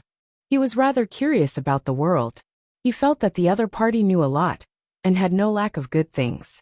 A characteristic left behind by a Beyonder and is equal to a sequence 6. The main purpose is to allow a person to change their appearance and build. There's the addition of powers such as close combat and control over fire. Of course, the effects that can be produced will depend on the artisan's ideas and standard. The world chuckled. Changing appearance and build. I really want it. Audrey and Furs had the same idea at the same time. The only difference was that the latter was only entertaining the thought. But Audrey opened her mouth and asked with sparkling eyes, Mr. Hanged Man, can I pre-order the mystical item produced by the artisan using this characteristic? As long as the effect of changing one's appearance remains. Father will definitely agree to me buying a mystical item that doesn't have any negative side effects," Audrey added, in an exceptionally relaxed manner, in her heart. Chapter 488. Living Expenses Pre-ordering a Mystical Item? Alger was stunned for a second before he realized what Miss Justice was talking about. The limits of his mind were widened, and he felt that there was room for exploitation. In a particular sense, the beyonder characteristic the world has entrusted to me has been sold. There is a definite destination to the item. I can easily simplify the process and make things benefit me more easily. That is to say, I don't have to sell it to the artisan again. Instead, I should choose to entrust the work. This way, I don't have to worry about whether the characteristic can be sold. I can receive the commission from the world and also obtain more profit from Miss Justice's side. The only capital I need to put up is the fabrication fees for entrusting the job. Of course, I have to consider if the artisan will be willing to promise to take the risk. Many thoughts flashed through his mind as he quickly weighed the pros and cons, and finally came to a decision. No problem, I'll take care of this matter. He looked at Miss Justice and felt that she was emitting a blinding light of gold. Even after joining the Church of Storms and drifting out at sea for so many years, he had never encountered someone like that anywhere else. There were plenty of sea merchants, and even more wealthy people, but none of them really didn't care about money. As Miss Justice's financial situation improved to this extent, Klein was shocked too. For a moment, he wanted to speak out to urge her to pay the £2,000 she owed to his adorer as soon as possible. But, considering that he had already agreed to Miss Justice postponing her repayment until February or March, he could only keep silent and not ruin his image as the fool. At the very least, the money for the faceless beyonder characteristic would be available soon. The speed only depends on how Mr. Hanged Man contacts that particular artisan, and the speed at which the artisan can produce the mystical item. Unfortunately, I can only rely on Mr. Hanged Man to contact an artisan for the time being.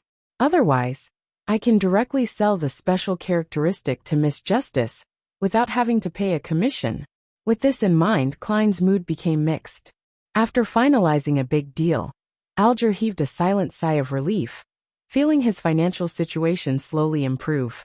After thinking for a few seconds, he asked, "Ladies and gentlemen, which one of you has a way or item to make everyone on board a ship sleep at the same time?" The reason why Alger still hasn't gone to that primitive island to hunt down the Blue Shadow Falcon was that he hadn't thought of a method of leaving the Blue Avenger, as well as the 10 or so sailors and crew members of the church, without garnering any suspicion. Let everyone on a boat fall into a deep sleep. The first thing Klein thought of was the biological poison bottle, but the effect of this thing was completely uncontrollable, so he was afraid that the outcome wouldn't look too good. Then he remembered the nightmare soul and creeping hunger. Making people fall into a deep sleep and dragging them into dreams were specialties of this beyonder job. But the problem lies in the fact that a nightmare is unable to make that many people fall asleep at the same time. The limit to its influence doesn't exceed 10. To satisfy Mr. Hanged Man's request, it needs to be a sequence 5 of the corresponding pathway, or even that of a demigod. Klein struck down the thought and didn't let the world speak. At the same time, Audrey Furs and Derek either shook their heads in response or answered with no. Emlyn tried to recall and said, "I can help you ask. Perhaps us Sanguine have some mystical items that have a similar effect in the clan." Always saying us Sanguine. In the future, I can convince him by targeting this angle. Alger noticed this and nodded with a smile. "I'll have to trouble you." Seeing that the transactions were coming to an end, Klein quickly got the world to bring up his latest necessities. "Everyone, help me keep an eye out on the remnant spirituality of ancient wraiths, and a pair of eyes from a 6-winged gargoyle." Other than that, the supplementary ingredients weren't too hard to purchase. He didn't think it was necessary to go through the tarot club. "All right," Derek was the first to respond. Then he added, feeling somewhat embarrassed, "Mr. World, the method for removing the mental corruption of a beyonder characteristic will still require some time. I should be able to advance to sequence 7 soon." With that said, he looked to his side. Mr. Hanged Man, once I return to the City of Silver, I'll make a list of the commonly seen monsters in the vicinity. He had kept everything he owed others, and every promise he made without fulfilling them in mind. These plagued him to the point that he couldn't even sleep in peace. No problem, the gloomy world indifferently said. Klein really wasn't in a hurry. He hadn't finished concluding his faceless principles, and his digestion of the potion had only just begun. It would still take several months. Therefore, his plan wasn't to head straight for the Gargas archipelago. Instead, he would act as an adventurer and a traveler as he worked his way through the colonial islands. From time to time, he would change his identity and experience life in order to extract the faceless principles. During this process, he would inquire more about mermaids in detail. After knowing that the Church of the Goddess reared such spiritual creatures, and that they possessed high-sequence potion formulas of the seer pathway, Klein kept feeling worried about traps placed against every faceless in the Gargas archipelago who sought advancement. In other words, Klein had to spend 2 to 3 months or more time traveling and adventuring on the Sonia Sea. This long period of time was long enough for the sun to obtain a potion formula, gather the corresponding ingredients, and ascend to the Sequence 7 Solar High Priest. With the conclusion of the transaction portion of the gathering, the Tarot Club members entered the period for free communication. Audrey didn't disappoint the Hanged Man's expectations by standing up first and raising the ends of her skirt, bowing towards the very end of the long bronze table. Honorable Mr. Fool, I would like to know the hidden truth behind Backland's great smog. Is it purely a result of those cultists' bid to awaken the primordial demoness and to allow the true creator's descent? Why did Prince Edisac choose to cooperate with them? According to your principle of equivalent exchange that was set by you, what do I need to pay in order to obtain the relevant information? If I knew, things would have been completely resolved now. The experienced Klein maintained his relaxed posture, chuckled and said, "There's no need.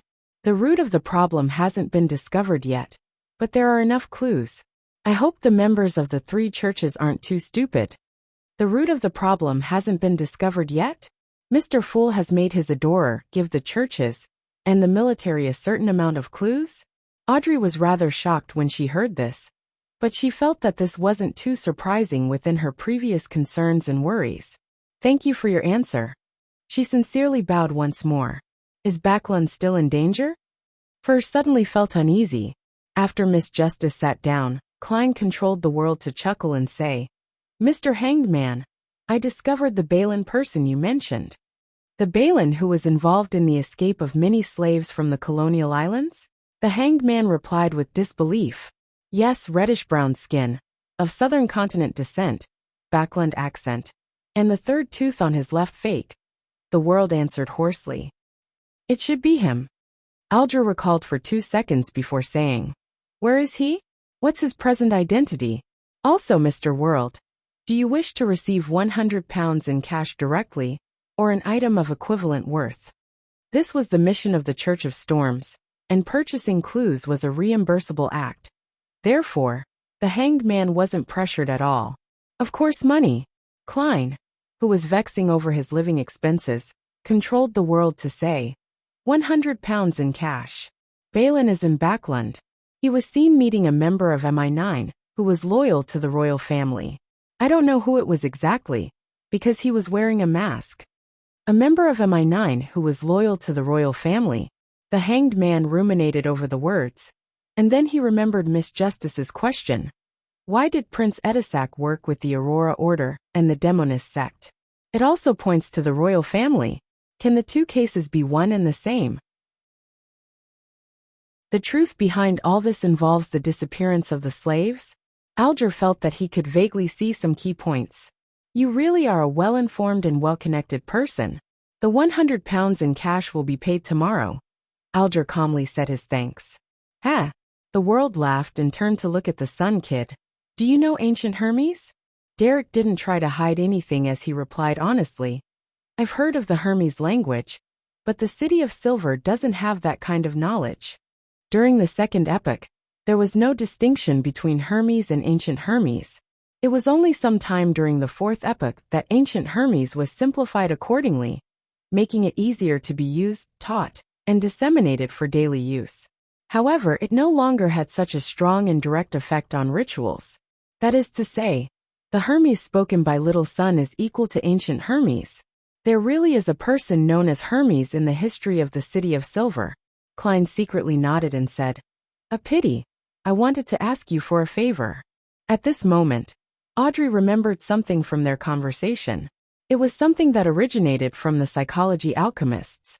She had intended to communicate directly, but after looking at the new member, Mr. Moon, she felt that she didn't understand him too well. So she raised her hand slightly and said, "Honorable Mr. Fool, I have something to report to you." Klein nodded slightly and isolated the senses of everyone else. "What is it?" he asked in a calm manner. Audrey said honestly, "I got some information from the psychology alchemists. The most important thing is that they were founded after excavating the ruins of Hermes, who was the master who created ancient Hermes." The ruins of Hermes? This old gentleman was still alive 100 or 200 years ago. Had he deliberately guided the psychology alchemists to discover the relics? Or had he perished in the Roselle incident? Klein was stunned for a moment. After deliberating for a moment, he smiled and reminded her, "Hermes is a member of the Twilight Hermit Order." He didn't mention that Hermes could still be alive, because it was impossible to confirm. Hermes is a member of the Twilight Hermit Order? The psychology alchemists might have something to do with this mysterious organization? Audrey was stunned before she let out a sigh of relief. "Fortunately, I have the Tarot Club and Mr. Fool backing me. Otherwise, I would have no way of knowing and no way to guard against." Once again, she gratefully praised the Fool. At this point, Klein wanted to comfort Miss Justice, so that she wouldn't be too distressed and worried about the Backlund incident. Maturing didn't mean that she had to give up positive moods and smiles. It wouldn't affect her ability to take things seriously, and would instead help her persevere for a longer period of time. However, after consideration, in order to maintain his image as the Fool, he had to give up this advice he gained from being a former clown. He then removed the isolation barriers around the other members, waiting for the end of the exchange, and for the end of this tarot gathering. Chapter 489. Held up suggestion. After another round of conversations, Derek suddenly asked a question. "Honorable Mr. Fool, what kind of hand gesture should we use when we would like to thank you usually?" Hand gesture? Klein was momentarily stumped by Little Sun's question. It had never occurred to him to imitate the gesture of drawing a clockwise circle from the Church of the Goddess, nor the Church of Storm's prayer gesture of striking the left of one's chest with their right fist. This is probably the last bottom line of a fake god. He lampooned inwardly, seeing Mr. Fool smile without a word, as though he was waiting for her and others to make suggestions. Audrey suddenly had a lot of inspiration and came up with a new question. Her eyes sparkled as she looked around and said, "Everyone, should we design a secret gesture to indicate our identity? Our tarot club doesn't have many members at present, so there's no need to worry about us appearing at the same spot and ending up opposing each other due to various reasons. But in the future, it might be very difficult to avoid that. We need a set of unique signals so as to identify friend from foe. I have an idea for that."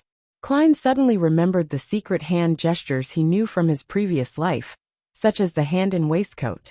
Just as he was about to manipulate the world to make a suggestion, the hanged man opened his mouth. "No, Miss Justice, I don't think it's a good idea. Compared to other secret organizations, our tarot club's most striking characteristic is that the members do not know each other. Even if, let me raise an extreme example. Even if one of our members are captured and interrogated, they wouldn't be able to affect the others unless there's someone who can resist Mr. Fool and enter this place directly. And that is clearly impossible. Once we have a full set of signals and passcodes, traitors can allow the opposing faction to use these means to fish us out one by one. Are you that eager to flaunt your identities as Tarot Club members?" Audrey temporarily failed to provide a rejoinder as she stammered. "But it's reasonable to worry about the situation you mention. But this can be avoided through our fixed interaction every week and creating a temporary gesture ahead of time, as well as praying to Mr. Fool. In consideration that she would be providing him large amounts of gold, Alger's tone gradually turned pleasant. Audrey replied with some understanding. The simplest example is that at the tarot gathering on Monday, we'll first understand if there's a possibility of us bumping into another member, to the point of entering a conflict. Hence, we'll design a set of temporary gestures to identify ourselves. After the matter is over, we would immediately abandon that gesture. If there's any sudden situation, and we're unable to communicate in time, or if there's some suspicion, we can seek an opportunity to pray to Mr. Fool to confirm if another member is participating in the same event. Something like that. Alger let out a silent breath. At that moment, Derek suddenly said in enlightenment, "Sorry, I asked a foolish question. Mr. Fool never mentioned any gestures to thank him, because he was worried about us exposing ourselves." He immediately looked to the end of the long bronze table. "Your wish steers our path. I just thought of a special hand gesture." Klein chuckled and replied, "That's right." He cast his gaze towards the other members and said in a composed manner, "Let us end today's gathering here. By your will." All the members apart from the moon stood up at the same time. Emlyn froze for a second before standing up in a flurry, mimicking the bows of the other members. A deep red light immediately appeared in front of his eyes, and he felt his body plummet slightly. Soon after, his vision returned to normal, and he saw dolls of various sizes in his room. Phew! Only until this moment did Emlyn White completely calm down, as he recalled his first tarot gathering. Apart from Mr. Fool, the other members don't seem too powerful. Could they be like me, chosen for various reasons? I have the ancestor backing me, so who's backing them? What a joke. I originally imagined the sun to be a demigod, who just escaped the pursuit of an angel. It turned out that he's only a sequence 8, and seeking to advance to sequence 7. A child who doesn't know manners definitely isn't an adult yet. However, the city of silver that he mentioned, and the experiences that he had undergone are very strange. I have to find an opportunity to ask Lord Nibs. No, I have to first ask Cosme, as well as my parents. I'll see if they know anything about the City of Silver. Humph! How dare the history books of the City of Silver tamper with the feats of us sanguine? Miss Justice is from Backlund. She's very, very rich. Is she the daughter of some rich banker, or the daughter of some noble? Perhaps she's a banker or noble herself. Miss Magician looked at me very strangely. She must admire the lofty sanguine. She doesn't speak much and didn't divulge much about herself. Yes, she's a quiet girl. Mr. Hanged Man is a mature gentleman. He knows a lot and has a sublime character. He's willing to answer questions from new members, and is willing to provide the corresponding help and information. It can be said that he's very popular. The sun and the world are both willing to ask him questions and seek his help. The world is quite an unlikable person. When he speaks, it's like there's phlegm in his throat that he can't spit out. I would disdain even drinking such a person's blood. It has a dirty taste. He's very introverted, and is good at hiding his emotions. Furthermore, he easily produced a sequence 6 Beyonder characteristic, and promised to provide a psychiatrist Beyonder characteristic in 2 months. Very impressive. As the details flashed through his mind, Emlyn discovered that the Tarot Club was simple, but also not very simple. Furthermore, Mr. Fool didn't interfere much with the development of the gathering. He seems to only be interested in the so-called Rozelle's diary. But he is willing to offer convenient services on the level of miracles to his members. At this thought, Emlyn couldn't help but feel a little proud of his identity as the moon. Surveying the room of dolls, he recalled his own problem. A relic worth 4,000 to 5,000 pounds. A chance to become a baron in a short period of time. This is really putting me in a difficult position. At this moment, although Emlyn hadn't made his final decision yet, he felt the room grow darker, as though he were shouldering a heavy debt. In the ancient palace above the fog, Klein pressed his thumb and middle finger of his right hand to one temple and gently rubbed it. He quickly sat up in the silent environment, allowing a small badge to fly out from the pile of junk and land on the long bronze table in front of him. The badge was only the size of an eyeball. On the surface, there were symbols that symbolized fate and concealment. It was the item that Klein had found on Lenivas's body.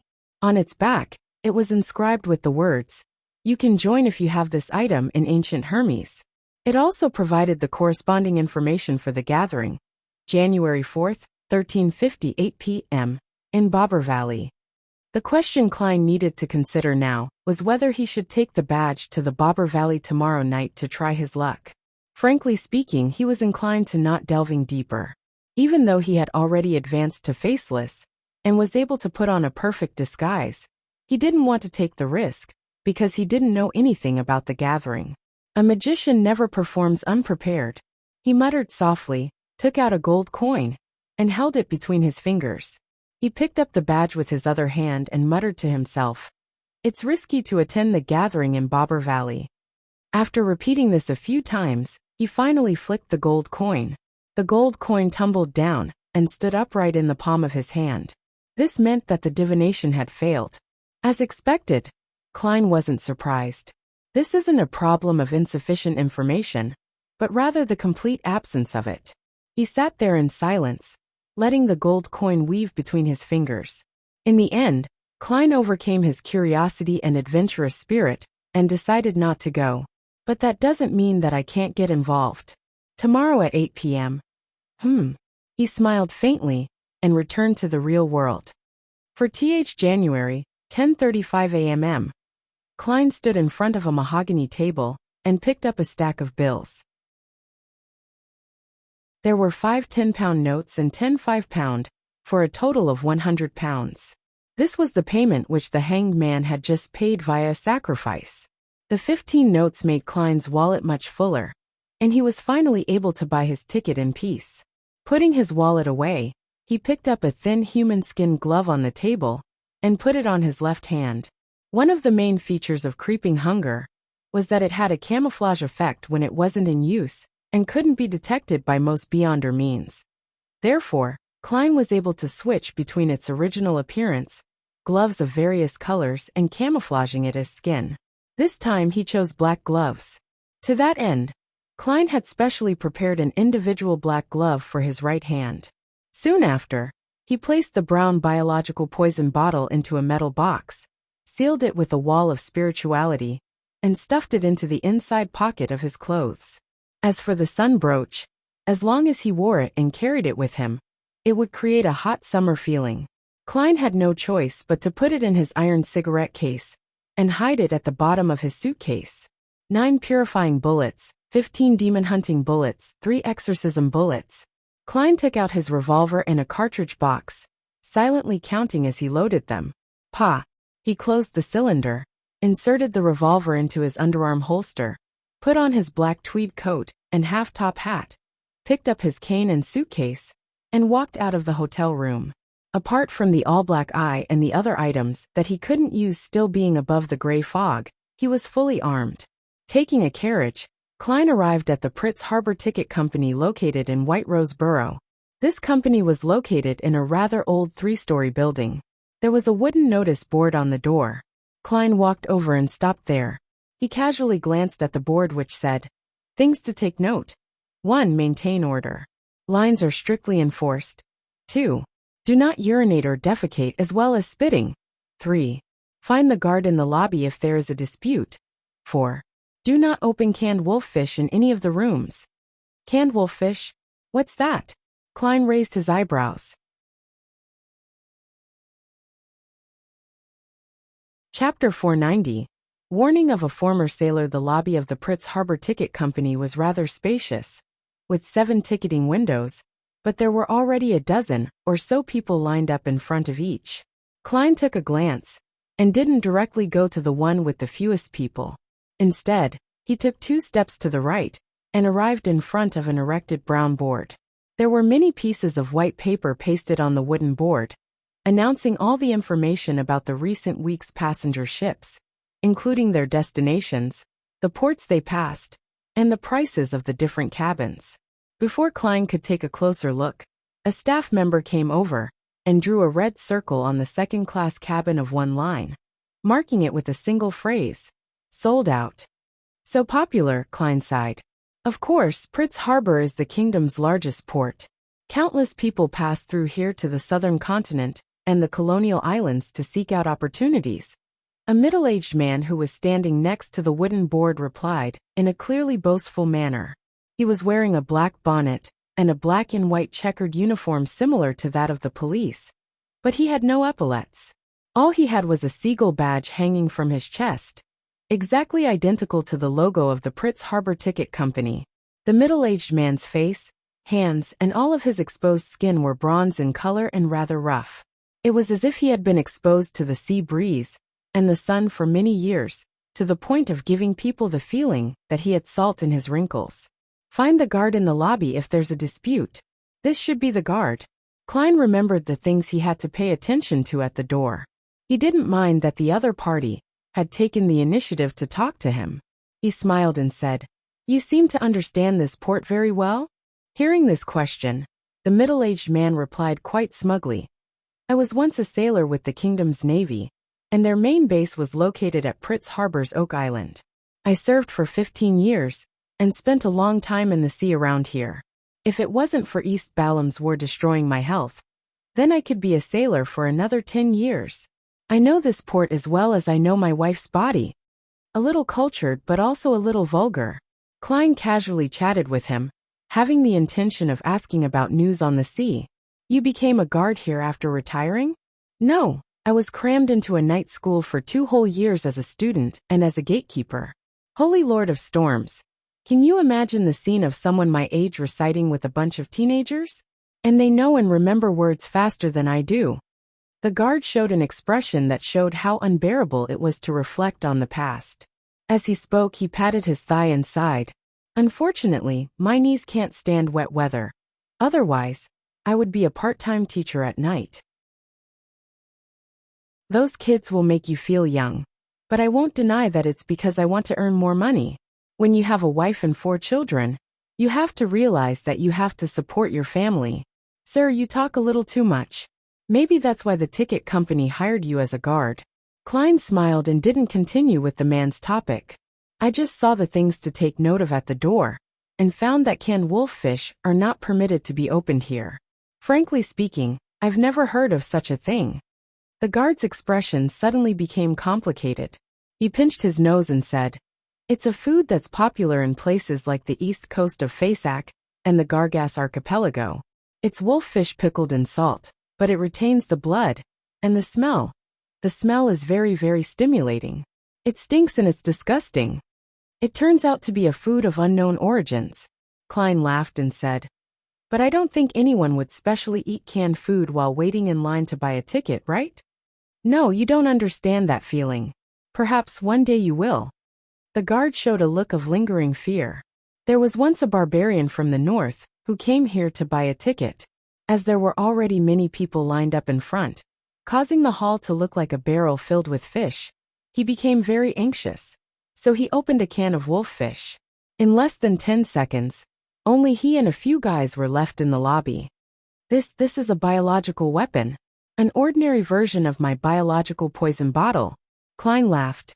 In the end, he successfully bought a ticket, and a new point to take note of was added outside. The result wasn't as he expected. The lady and the gentleman in charge of ticket sales also escaped. Haha. As you know, the brains of barbarians are even worse than that of curly-haired baboons. The guard chuckled. "When I was a sailor, there was a rumor at sea that a group of pirates controlled a merchant ship from Rolls. That's a city on the east coast of Fasak. In short, the pirates eagerly opened their spoils, but who knew that they were barrels filled to the brim with wolffish? Can you guess the outcome? They fainted, vomited, and lost their fighting power, and the crew received their bounty reward." "Good story." Klein tried not to laugh. He returned his gaze to the pieces of paper on the wooden board, and searched for information for a ship scheduled to depart on January 5th. As a professional, he had previously divined which date was suitable for setting sail on this week. It came out to be the 5th and 8th. And among the passenger ships that headed to the Rorstad archipelago, the St. Havre and the White Agate suited him the most. There are still tickets, And the prices are about the same. £4 for third class, £10 for second class, and £35 for first class. People who depend on the sea for survival more or less believe in the Lord of the Storms. Even in countries like Intis and Fasak, there are fishermen and crew who secretly believe in this forbidden deity. In a bid to be safe out at sea, the name Saint Havre originates from the Church of Storms. It has a certain background. Klein thought it over. He was inclined to choose the white agate. Not in a rush to make a decision, he turned to look at the guard. Do you know anything about the white agate? The guard immediately smiled. Sir, you have a good eye. The white agate is a steam-powered ship, but it also retains a sail. Its maximum speed is 16 knots. Also, the captain is very experienced. He was once the boatswain of the Royal Navy's William V. No, it should be the Imperial Navy. The king has always claimed that he obtained the title of emperor in Balam. In the Imperial Navy, no matter how outstanding or excellent the average person is, he can at most become a boatswain. He cannot be an officer unless you can satisfy your superior, regardless of what method is used. Only then can you be recommended to the Pritz Naval Academy as a reserve officer. This is how Eland was forced to leave the Navy and ended up joining the White Agate, where he slowly became captain one step at a time. I suggest you choose a first-class cabin.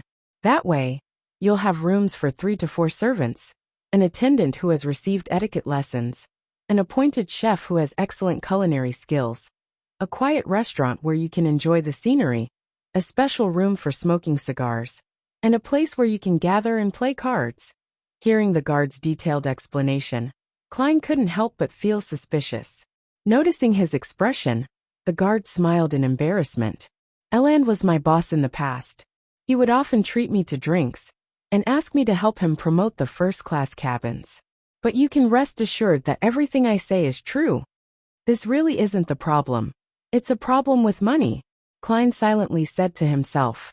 Having made up his mind, he asked after some deliberation, Sir, what advice do you have for a maritime adventurer?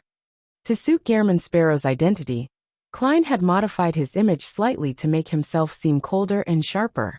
Adventurer. The guard unconsciously raised his voice. Many people in the queue turned to look at Klein. Based on his spiritual intuition, Klein instinctively traced a line of sight. He saw a man in his 30s wearing a black top hat. He had a boorish face, weather-beaten wrinkles, a strong but not tall body, and pale blue eyes that had experienced a lot. Another adventurer? Klein and the man looked away just as their eyes met. At that moment, the guard squeezed out a smile and said, I'm sorry, I'm a bit too sensitive on the term adventurer. In my opinion, this is equivalent to a fugitive, a sea villain, and a person who goes against his pledges. No, I'm not talking about you. You want sincere advice? You have to remember 3 things. First, do not provoke pirates. Second, do not provoke pirates. Third, do not provoke pirates. Unless you're a member of the Navy or the Church, do not go against the pirates. Don't be fooled by the enthusiasm of the island girls. They're either pirates or want you to take them to Pritz, to Backland. It's not entirely their fault.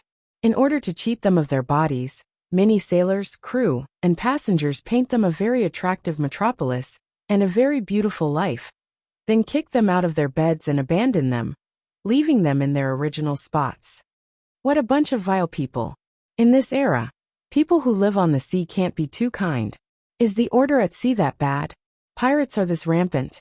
Klein nodded and said, Thank you, I know what to do now. Saying this, he walked over to the line with the least number of people. Behind him, the guard shouted, And the legends of treasure at sea are all fake. After buying a second-class ticket for the White Agate, Klein returned to the hotel and waited patiently for the night to descend. In the process, he had enjoyed the most famous fried fish in the Pritz harbor. He thought that the taste was pretty good, but he definitely couldn't accept eating it all the time. When it was close to 8 o'clock, he went above the gray fog, holding the badge from Lenevis in one hand and writing the corresponding sentence in the other. The situation of the gathering this time.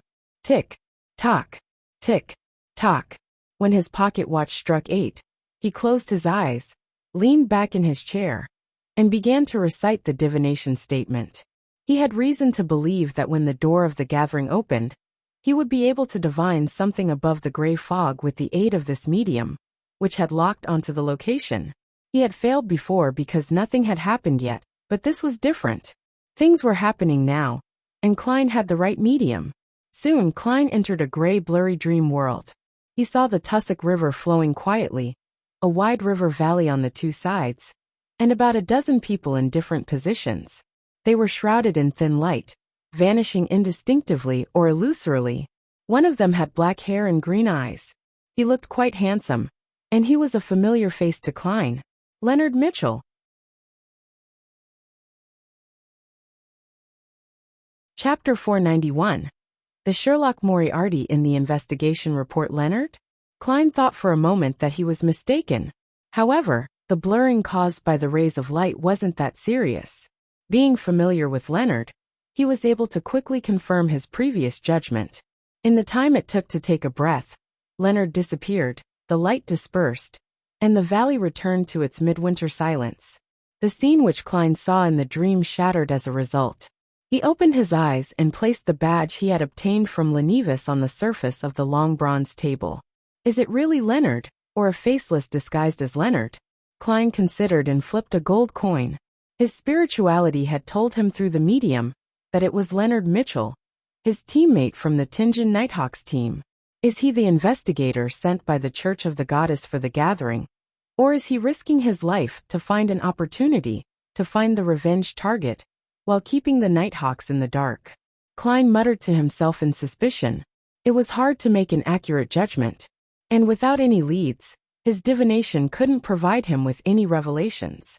After a few seconds of silence, Klein gave a self-deprecating smile as he drew a crimson moon on his chest.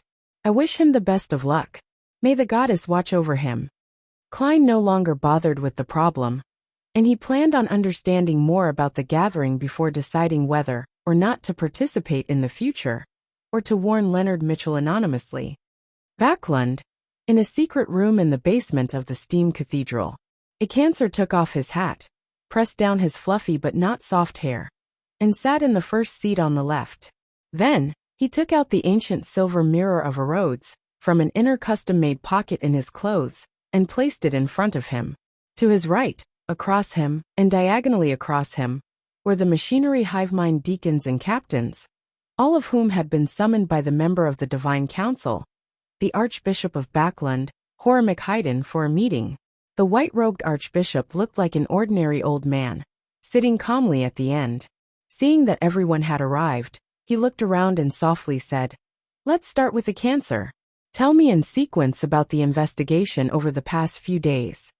A cancer Bernard pushed his hair while flipping through the thick document file, and he reported in a concise manner.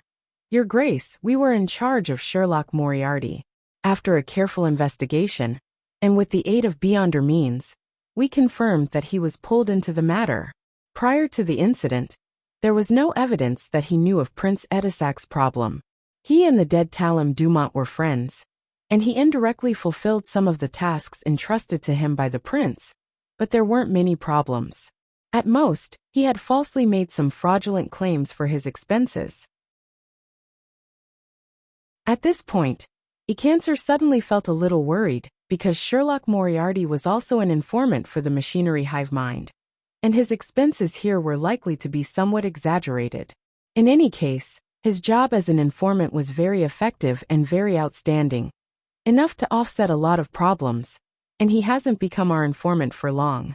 The money involved was mostly just from commissions. Ecancer exhaled slowly and continued to report. Our conclusion is that he's considered an innocent party, and that there is no hidden plot behind him. He once keenly noticed the danger of Red Rose Manor, but that is a typical example of coming to the correct conclusion from an incorrect deduction. He was afraid of the royal family's internal strife, and for this reason, he had been slow in his work, and didn't do any substantial investigations. On this, he had reported it to us. Unfortunately, he still failed to avoid the matter, but he was lucky enough. He mentioned that the descendant of death happened to be monitoring the vicinity of Red Rose Manor at the time. Hence, He was rescued from the perilous situation when the meteorite fell. The signs at the scene are ample proof of how terrifying that strike was. It's likely due to 0-08. Klein mentioned the existence of ensanguine and 0-08 in his letter. As for whether or not he knew the former archbishop and the grade 0 sealed artifact, no one was concerned about it, because he was with Isaac Eggers for some time. It was entirely possible that he learned the information from him. This was also a conclusion that everyone subconsciously came up with. As for matters regarding grade 0 and grade 1 sealed artifacts, the 7 Orthodox churches constantly shared information of the rough situation with each other. The numbers were shared, and there was no repetition. However, we haven't been able to grasp the entire situation. There are 3 matters that aren't confirmed. First, 2-111 indicates that after Sherlock Moriarty fled into the forest, he didn't immediately escape far away. Instead, he stayed on the spot and prayed to someone. Second, it's still unknown when he and Isaac Eggers got to know each other. Third, it's still unknown how he escaped the underground ruins. It's unlikely that he could have done so with his strength. And in this process, he had even destroyed the descent ritual of the Aurora Order. A cancer finally concluded. 2-111 referred to the magic mirror, a Rhodes. Hormick laughed after he listened to the recount and muttered, "Fraudulent claims of expenses." He then cleared his throat. In any case, Sherlock Moriarty is a hero of Backland. If he hadn't stopped the ritual in time, and if he had been frightened at that moment, and had chosen to flee, then most of us wouldn't be alive sitting here. Moreover, he has also displayed his faith in God and his friendliness towards us. As long as there isn't too much of a problem with him, then we can pretend that we don't know anything about his tiny flaws and secrets. Your Grace, this is what we were thinking as well. A cancer heaved a sigh of relief and said, "I guess his prayers in the woods, including the ritual of blowing the copper whistle, were to get in touch with Isaac Eggers. But the effects and speed can be different. In such a critical situation, the only thing he could do was to try to save himself, which is something that we deduced from the follow-up process. Apart from trying to save himself, he could write his will." Another machinery hive mind deacon quipped before he immediately reported the portion he was responsible for. "We haven't found the underground ruin which Sherlock Moriarty described, even with the help of 2-111. We're still temporarily unable to grasp the locations of the royal family's high-sequence beyonders on that very day. It can be confirmed that the Church of Evernight received the information first. This came from a special channel of Earl Hall, but the specific situation is unknown. Most of the forces of the Aurora Order in Backland have been eliminated by us, the Nighthawks, and the mandated Punishers. However, I suspect that they still have some hidden strength. At the time of the incident, Sherlock Moriarty mentioned that Trissy was heading to Backland, but no one has seen her ever since. According to Sherlock Moriarty, she was a key figure and was renamed Trissy Cheek. It cannot be determined what method the Church of Evernight used to capture the Demoness of Despair and the butler Funkel. Results via divination tell me that they're still alive, but they aren't free. One by one, the deacons and captains reported on their findings while Hormick half closed his eyes, seemingly deep in thought. After a few seconds of silence, he opened his eyes and slowly said, "Put all efforts into finding Trissy Cheek, if she's still alive. Pass me all the problems where divination has failed to provide any effective revelations. The Church has a saint who is good at this, although it's not necessarily more effective than 2-111. As for the surveillance and investigation of the royal family's high-sequence beyonders, it can be tabled. There's no need to worry. They've always known what we've been doing. It's also a form of warning. Continue the search for the underground ruins, and report it to the Evernight and Storm churches." A cancer asked 2-111 how Sherlock Moriarty escaped the ruins, as well as when he got to know Isaac Eggers. A cancer looked at the Archbishop, then at his colleagues before gritting his teeth and said, "Yes, Your Grace." He was sadly convinced that his legends were about to spread from just a few machinery hive minds teams that he was in charge of to all the beyonders of the Church of the God of Steam in Backland.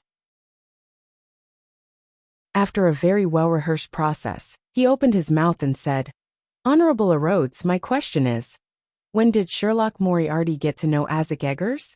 The silver mirror, which seemed to have eyes on both sides, suddenly started to glow with an aqueous light, quickly forming a scene. Sherlock Moriarty stood in a room, watching a rat with a rotting belly burrow into a hollow wall. Behind him was Old Kohler, and the owner of a budget hotel. He got to know Isaac Eggers while completing the bounty mission for him.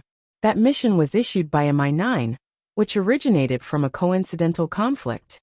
A cancer interpreted the scene. With that, he chose to answer the corresponding question.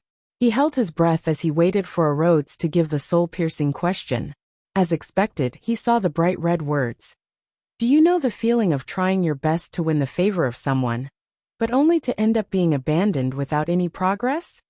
This question isn't sharp enough. It's unlike a Rhodes's usual style. A cancer suddenly felt that the blood on the mirror seemed to lack its usual horror and bloody sense. It appeared somewhat weak. He didn't bother to think about why and immediately opened his mouth to answer, "Yes." "Congratulations, you got it right." A new line of text appeared on the surface of the silver mirror. Its color was somewhat pale. January 5, 9 a.m. With a gray scarf around his neck, Klein arrived at Rose Wharf with his suitcase and cane. The white agate was docked there, unusually large compared to the height of a human. It was said to be capable of ferrying hundreds of passengers. It had the rich characteristics of the age, with its chimneys, sails, and its 12 cannons on both sides of the ship, necessary for defending against pirates and other piers. Under Captain Elan Cagg's arrangement, the chosen stocky sailors and crew lined up at the mouth of the gangway, some even deliberately revealing their legitimate revolvers, rifles, and knives.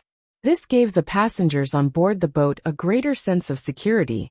They were no longer afraid of the journey that would take them 9 days to complete. Klein stood below, looked up, and climbed up the hanging ladder in the undulating blue water. "My travels begin." He took a step forward and sighed silently.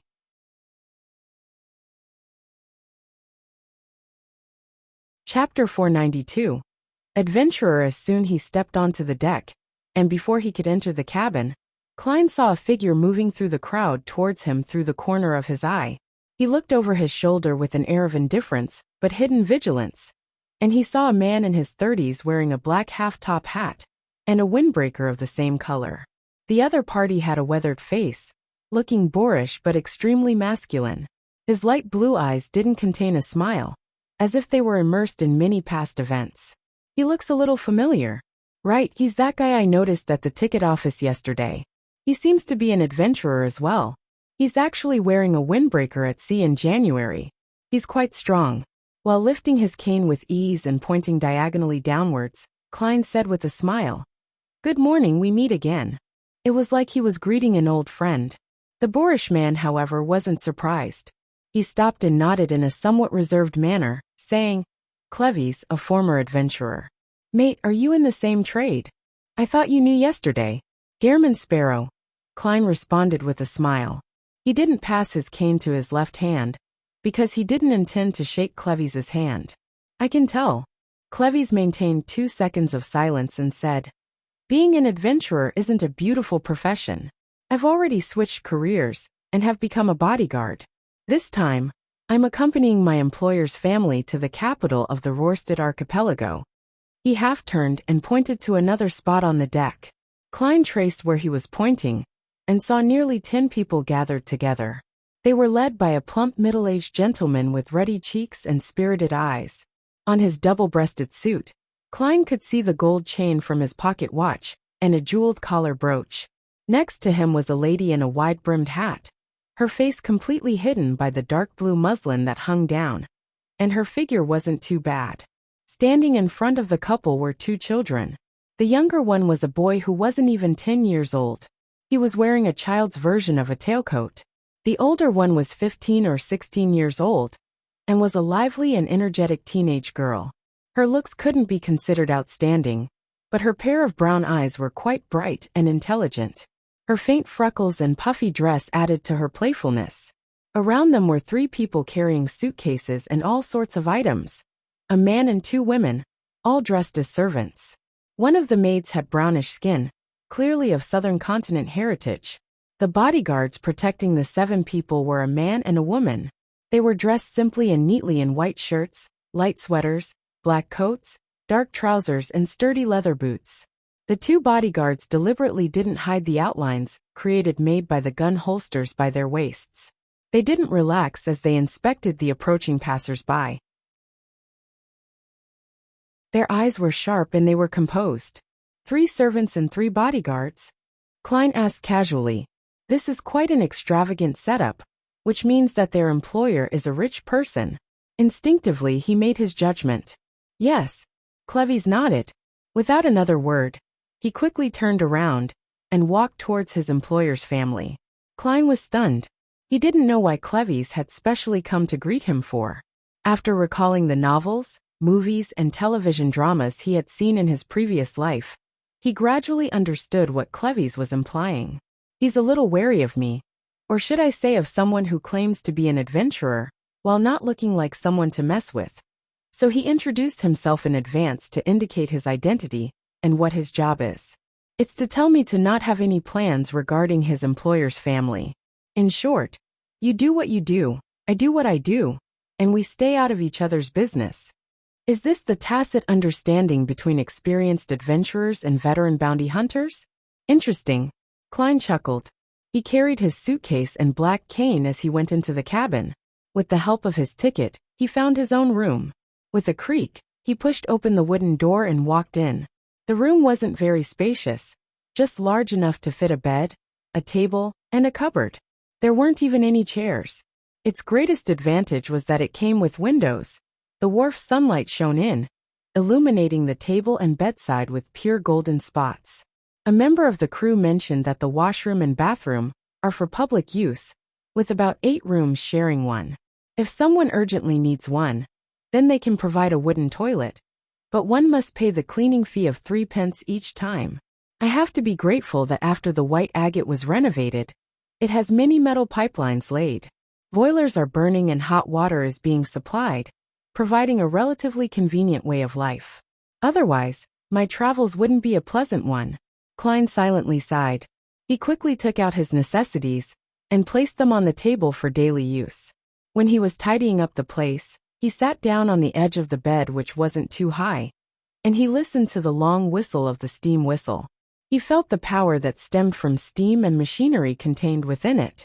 When the ship began to set sail, Klein looked out the window at the sea and gradually withdrew his thoughts. He began to think about the most important thing that would happen next. The problem of how to act as a faceless. While facing the true creator's descent ritual and the powerful Mr. A, the decision to give up trying to escape and attempt a sabotage act had allowed his potion to be digested a little. Based on this feedback, he gained some new insights into the acting requirements of a faceless. You can disguise yourself into anyone, but you are ultimately yourself.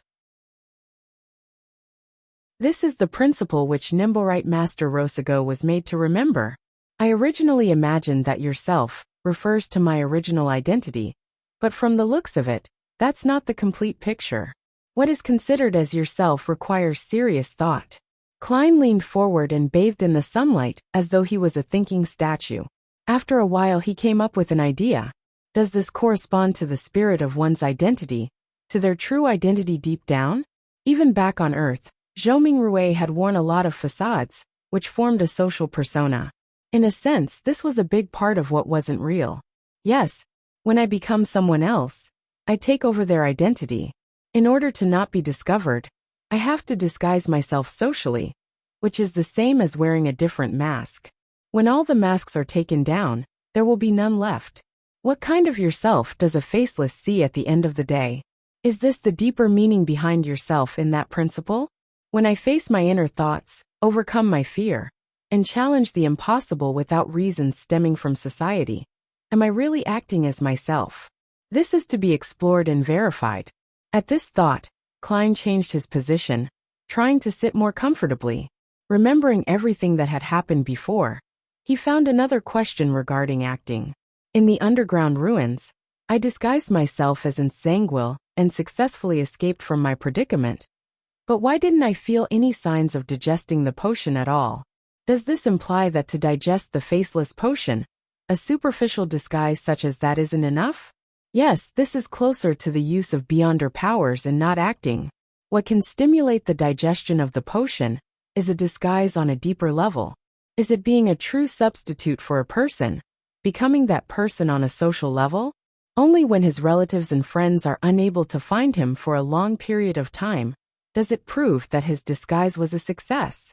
In that case, the reason why I feel harmony with the faceless potion is because I had previously disguised myself as Klein Moretti.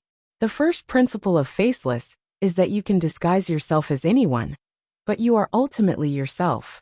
The second principle is to have a disguise on a deeper level that fools everyone, but to replace a person and become that person in a societal sense is quite evil just thinking about it. Don't tell me that I have to find those kinds of people who have died in a foreign land, but have a wish that has yet to be fulfilled. Klein eased his baffling horror, and he drew up an initial direction for his acting attempts. The higher the sequence, the more difficult it is to act.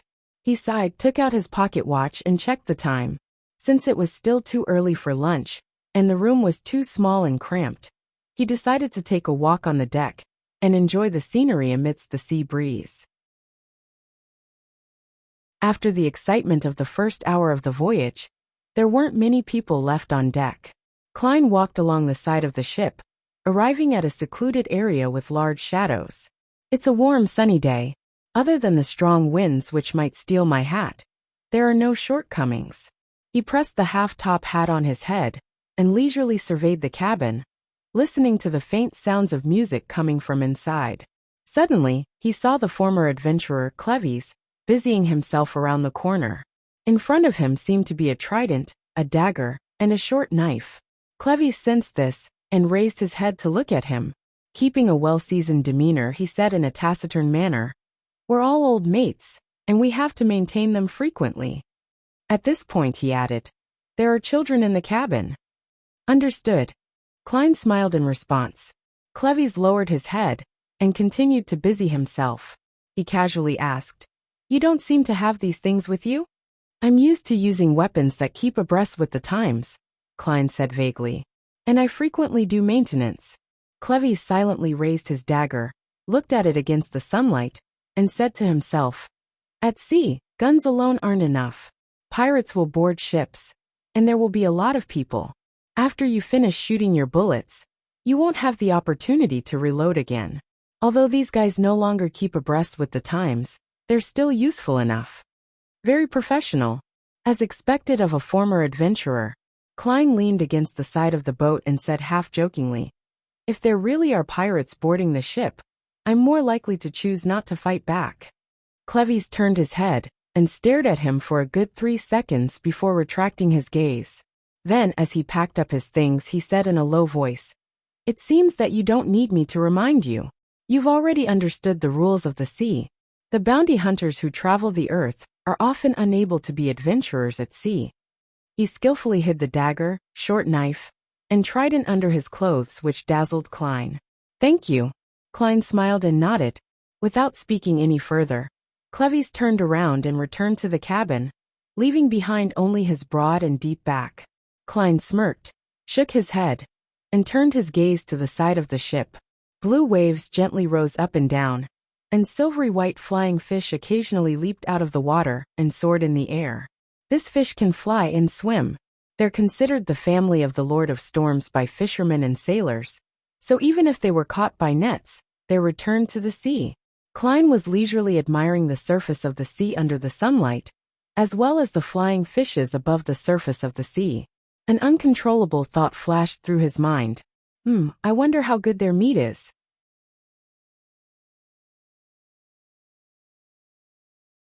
Chapter 493. Hunting Honorable Erodes. My second question is, how did Sherlock Moriarty escape from the ruins? Icancer's mood was a lot more relaxed than before. The surface of the silver mirror shimmered, rapidly outlining Sherlock Moriarty, leaning his back against the wall, his fists clenching and tightening. Then, Icancer Bernard, and the surrounding machinery hivemind deacons and captains, saw the private detective's exaggerated smile before turning around and dashing out with his gun drawn. At this moment, under the influence of the composed scene, they all felt an inexplicable sense of sadness and excitement. The image in the mirror jumped, revealing Sherlock Moriarty wielding his revolver as he shot at the altar to no avail. The scene of those disintegrating bullets caused everyone present to be a little worried. Then, Sherlock Moriarty threw out a brass key, and the altar showed signs of instability due to corruption. With the erupting air blast, Mr. A fell to the ground and Sherlock Moriarty pathetically fled out of the temple building. At this point, the image changed to have the slightly turbid Tussock River as the main background. Sherlock Moriarty and Mr. A floated in the water, looking up into the sky where there were no clouds or fog. Almost instantly, Mr. A became transparent and disappeared, leaving only Sherlock Moriarty looking around in astonishment. The Church of Evernight's reinforcements? A Cancer said with a frown. Unfortunately, he didn't mention what appeared in his letter. We have no way of guessing. Was he trying to sell this secret for a good price? Or was he simply affected by it and lost the relevant memories? Also, his experience of escaping from the underground ruins doesn't show anything. It seems like the corresponding clues have been concealed at the same time. He analyzed it quickly, in procedural sentences, and then without too great a psychological burden, he chose to answer with reciprocity instead of taking a risk. Rhodes doesn't seem to be in the mood to be a prankster today. I can make the most of it. In his self-consolation, A Cancer saw bloody words appear on the surface of the mirror. With a skip of his heartbeat, he had a bad premonition, suspecting that Rhodes had already recovered to his usual state. The blood-like words wiggled and quickly formed into a question. Who was the person you gave your all to while trying your best to win the favor of, only to end up being abandoned? With his head buzzing, A Cancer's face drained of all its color before flushing red. The question pierced a deep wound in him, while leaving him at a loss as to what to do. If I mention who he is, then his reputation would be ruined before tonight. I've already become a kind of legend, in some sense. A Cancer swallowed his saliva with great difficulty and bitterly said, I choose punishment. A bolt of lightning immediately descended. However, it was different from before. It was no longer silvery white, and had been dyed with slight green. It hit him right on the head, causing his hair to stand on end and flash with the color of lightning. He shook violently like shaking dice, as though he had been drugged with a hallucinogenic drug. Archbishop Horrocks sighed, closed his eyes, and muttered to himself, a grade 0 sealed artifact? When A Cancer recovered, he looked around and said, There's one more question. Where did the key that Sherlock Moriarty used to destroy the descent ritual come from? Which one of you is going to use 2 to 111? All the machinery hive mind deacons and captains looked at each other. For a moment no one responded. The sound of water splashing against the ship's hold seemed to be the only sound left in the world. The sea at night was both noisy and quiet. Klein suddenly woke up and opened his eyes. He saw the wooden ceiling covered with a crimson moon veil. His spiritual intuition told him that there was something happening outside. Is someone having a rendezvous? He tilted his head to listen, vaguely able to hear some unnatural sounds. He sat up, put on his gloves and put on his coat. His eyes turned dark as he took out a gold coin, flipped it, and quickly performed a divination. After receiving no revelations of danger, he took out the revolver under his pillow and put it in his pocket. After making the appropriate preparations, Klein opened the door and walked out of the room, following the sound to the upper deck. At this moment at sea, away from the industrial pollution, the crimson moon quietly hung there, mysterious and dreamy. After carefully bypassing a few patrolling crew members, Klein arrived at the area where there was a commotion. He could smell the faint scent of blood. With the help of the moonlight, he looked over and saw the former adventurer, Cleves, squatting to the side of the ship and setting up something. There were 3 people hiding in the shadows of the cabin, about a dozen meters away from this gentleman. One of them was a companion of Cleves, the female bodyguard in the black coat, and the remaining 2 were the children of their employer, a girl of 14 or 15 years of age, and a young gentleman of no more than 10 years of age. The two youngsters wore thick cotton nightgowns and outer coats. It was obvious that they had come out in a hurry. They trembled amidst the chilling night wind, but they still squatted there full of energy and vigor, looking at Cleves with their bright eyes. Playing hide and seek? Klein joked inwardly. He purposely increased the volume of his footsteps, causing Cleves and the others to turn their gaze towards him. Friend, what happened? Klein recalled the expressions of some bounty hunters he knew in East Borough, but he still maintained Gehrman Sparrow's unique identity of being cold and sharp. Cleves replied unperturbed. A private job. A hunt that came by accident, but one that's worth looking forward to. A hunt. Klein's interest was suddenly piqued. The reason he had named himself Gehrman was that it represented the first hunter of a game he had played in his previous life, and it suited his idea of hunting evil at sea. Klein was in no hurry to inquire about the reason. Using his left hand, which wore creeping hunger, he pointed at the shadow next to him with his left finger. Private job? Doing a private job in front of your employer? Cleves, who was squatting there, glanced at the boy and the girl and said, without changing his tone, Cecile wasn't careful enough and ended up waking Donna and Denton up. She had no choice but to let them follow. The girl called Donna wrinkled her nose when she heard her name mentioned. She curiously looked up and asked Klein, Uncle, are you also an adventurer? Uncle? Even if it's the me from Earth, I'm at most 10 years older than you, Klein said in amusement. No, you can't use the word also. Strictly speaking, I'm the only adventurer here. They're just bodyguards right now. He turned to Cleves and said, Hey, mate, what prey did you discover? Cleves looked into the faint crimson waters and said, A murloc. Murloc? That's a beyonder creature. Even though it's of the lowest grade, it's still quite difficult for ordinary people to deal with them. They would need at least 5 to 6 people and 4 to 5 spears to have a chance. That's right, the scales on a murloc's body are very hard. Revolvers can only deal a little damage. They need to have a rifle. Klein raised his eyebrows and asked, What do you plan on doing? And how are you sure it's a murloc? Cleves pointed to the edge of the ship and said, There are traces of its body's mucus here. 1 to 2 hours ago, it tried to climb onto the ship to attack the passengers, but the deck was still bustling with activity, and there were lots of sailors and crew. Klein took a few steps forward and saw that there were some traces of green corrosion on the side of the ship. He recalled the information he had come into contact with in Tingen City, and it coincided with the content in the books. He asked with great interest, Why must it be one, and not a group? He remembered that murlocs had a tendency to live together. If it's a group, then they'll directly destroy the ship's hull and let everyone sink.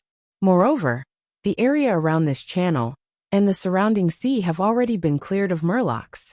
The Church of Storms really enjoy hunting them, Cleves solemnly explained. That's because murlocs are probably one of the main ingredients of the Sequence 9 Sailor Potion. Klein stroked the revolver in his pocket and asked with a smile, Are you confident? Cleves didn't directly answer him, and instead opened a paper bag beside him. Inside the bag were some pig organs still stained with blood. This was the source of the smell of blood that Klein noticed. All murlocs like this kind of food, and are unable to resist its allure. Of course, these monsters love human organs the most, so in many sea legends, it's emphasized to prepare some pig or beef organs from the ship's kitchen or canned organs, Cleves said as he sprinkled some granules. Pepper granules can cause the murlocs to feel the excitement of smoking marijuana and lose some of their sense of balance. This can last for about a minute, and after that, the murlocs will be exhausted after the high state of excitement has subsided.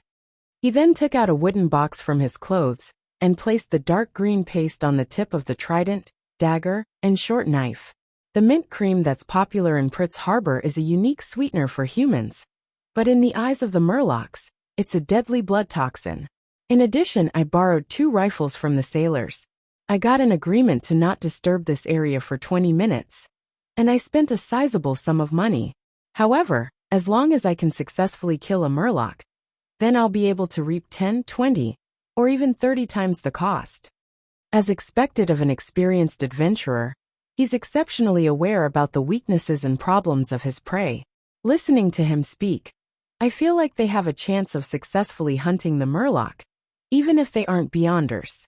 In the face of traps and firearms, low-sequence beyonders really aren't much stronger than the average person.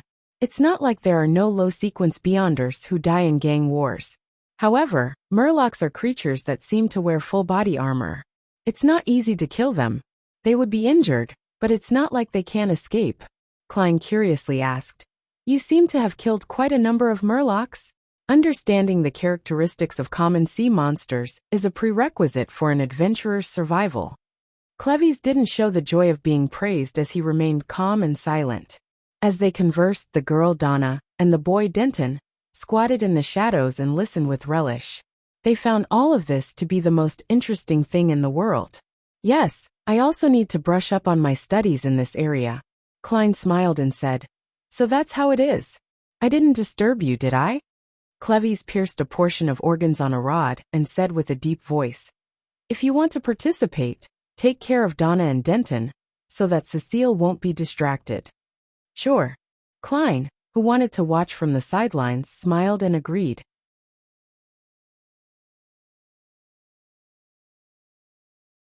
Chapter 494. A bite of murloc. The red moon hung high in the sky as Klein walked over to Donna and Denton and squatted down beside them. Cecile, the female comrade of Cleves, let out a sigh of relief. She picked up the rifle on the deck, bent down, and quickly walked in another direction. She opened up a distance of about 10 meters from the peppered pig's organs. Uncle, is it starting? The mischievous, freckled teenage girl Donna suddenly felt a little nervous. However, her face was filled with curiosity and anticipation. Klein raised his left index finger to his mouth, motioning for the two young ones to be quiet. At times like this, he couldn't help but thank Roselle. It was because of the efforts of this transmigration senior that some of his habitual gestures had become common body language in the northern continent, so it wouldn't lead to misunderstandings. It was said that in the early part of the Fifth Epoch, this don't talk gesture was an insult in Loan. But in certain parts of the southern continent, it means kiss me. Klein's mind was a little distracted for a moment. Donna and Denton didn't dare to say anything else. They just squatted there quietly, watching with rapt attention as Cleves prepared for the battle. The former adventurer picked up a rod and threw the thread with some pig organs hanging from it over the side of the ship. With a splash, the bait entered the water. Calmly dispersing the remaining organs, Cleves wielded his weapon and retreated, step by step, to hide in the shadows opposite Cecile. The two of them formed an angle of about 60 degrees to the side of the ship, where the rod was being supported. Leaning his trident and other weapons, he raised his rifle and tried to take in the feeling of aiming. The deck had completely quietened down, leaving only the operating sound of the steam engine and the crashing of waves against the ship. As the minutes ticked by, Donna and Denton couldn't help but switch from squatting to sitting, with their backs against the planks of the cabin, trying to soothe the paralysis in their legs. At that moment, they saw the rod on the side of the boat sink a little. The muffled sound of friction rapidly grew closer and closer. Suddenly, a figure jumped onto the deck. It was a monster bathed in crimson moonlight. Its entire body was covered in dark green scales, and there was a green slime flowing around it. It didn't have much in common with humans. It was like a giant fish that had grown 4 strong limbs, and there was obvious webbing in the cracks of its limbs. The murloc was more than 9 meters tall, with round eyes and gills on its cheeks. It looked like demons from legends, making Donna cover her mouth to prevent herself from screaming. At the same time, she covered the mouth of her brother Denton as well. Good thinking. Klein smiled to himself as he carefully examined the murloc. Unlike the sailor rampager he had seen before, real murlocs didn't have human-like brains. They were pure monsters. The murloc vigilantly scanned the surroundings before squatting down. It picked up the scattered pig organs, quickly stuffed them into its mouth, and produced clear chewing sounds. The light in its mainly white eyes gradually faded, as if it had fallen into a dream. It's of low intellect. Klein shook his head and made his judgment. Bang! Cleves pulled the trigger, and a bullet flew out from the rifle. It instantly struck the murloc's chest, causing its scales to shatter and blood to splatter. Wah! The merman let out a cry which sounded like a child, and it threw itself at Cleves, who was hidden in the shadows. It was as fast as a steam train. At this moment Cecile, who was in another position, opened fire as well. Bang! The bullet from the rifle struck the murloc's ribs, causing many scales to scatter and the tall figure to stagger. The murloc, who had eaten the pepper granules, became visibly sluggish. It stopped, unsure of which enemy to attack first. And this gave Cleves and Cecile a chance to calmly reload. They took aim again and pulled their triggers. Bang! Bang! The sprays of blood bloomed in succession. The pain caused the murloc's eyes to regain its lucidity. It flipped and pounced, dodging the follow-up shots, and closed in on Cleves as if it were unhurt. Cleves methodically put down the rifle in his hand and picked up the trident that was leaning to his side. Instead of dodging, he leaped forward and rolled to the side of the murloc. The trident in his hand ruthlessly and accurately pierced into the area where the scales on the side of his prey were shattered. The murloc spun around abruptly, bringing with it a gust of wind. It forcefully threw the trident along with Cleves out, causing the former adventurer to crash onto the deck. The murloc shook its head, as though sensing an intense discomfort. It didn't attack Cleves and Cecile again, but instead took large strides to the side of the ship in an attempt to jump into the sea. Bang! Cecile's bullet hit it again, creating blood to blossom again, but it still didn't make it become immobile. With 2 steps, the murloc reached a suitable spot. It bent its knees and prepared to jump up. However, its body was too weak to exert its full strength. The distance it had jumped was obviously not enough, so it could only land on the inner side of the ship. Bang! The murloc bore the brunt of the damage and tried to flip over the side of the ship. Seeing it almost escaping, Klein took out his revolver. Just then, a loud bang came from another direction. The murloc's left eye turned into a bloody hole, and one could vaguely see a pale gelatinous substance squirming inside. It wasn't dead yet. It lay on the floor of the deck, trying its best to crawl and get up again. After a few seconds, the poison took effect and it twitched to its death. Klein traced the sound and saw a middle-aged man step out of the shadows on the other side of the cabin. The middle-aged man was wearing a thick dark red coat and white slacks. He was wearing the standard ship-shaped hat of this era. He was holding an iron-colored musket that was a relic of the times as white smoke billowed out of its thick black muzzle. Klein had heard the attendant introduce the man before, and he knew the man. He was the captain of the White Agate Elan Cag. With obvious wrinkles at the corners of his eyes, his forehead, and the corners of his mouth, Eland walked towards Cleves and said with a smile, "As a captain, I must ensure that no accidents happen. Forgive me for watching by the side all this time." Cleves had already stood up. He didn't betray his emotions. "This is your ship. According to convention, you have the right to share in the spoils." Eland turned his head to look at Klein and others and said with a smile, "The next resupply of water and food is in 2 days' time. You'll have to think of a way to preserve the murloc's corpse. How about this? Sell it to me at a cheaper price. The difference is the reward I deserve." "This is the best solution." Cleves and Cecile exchanged glances and agreed to Eland's request. "For 130 pounds, it's all yours. The Murloc Beyonder ingredient has a market price of 150 to 200 pounds. Considering the other parts with spirituality, 130 pounds is indeed cheap. However, this is the only thing Cleves and Cecile can do. This is Eland's ship, and he had a large group of armed sailors and crew to help him. If the negotiations break down, they could sink everyone here into the sea within minutes. Of course, that's under the premise that I don't involve myself." Yes, it can be seen that Cleves and Cecile aren't Beyonders.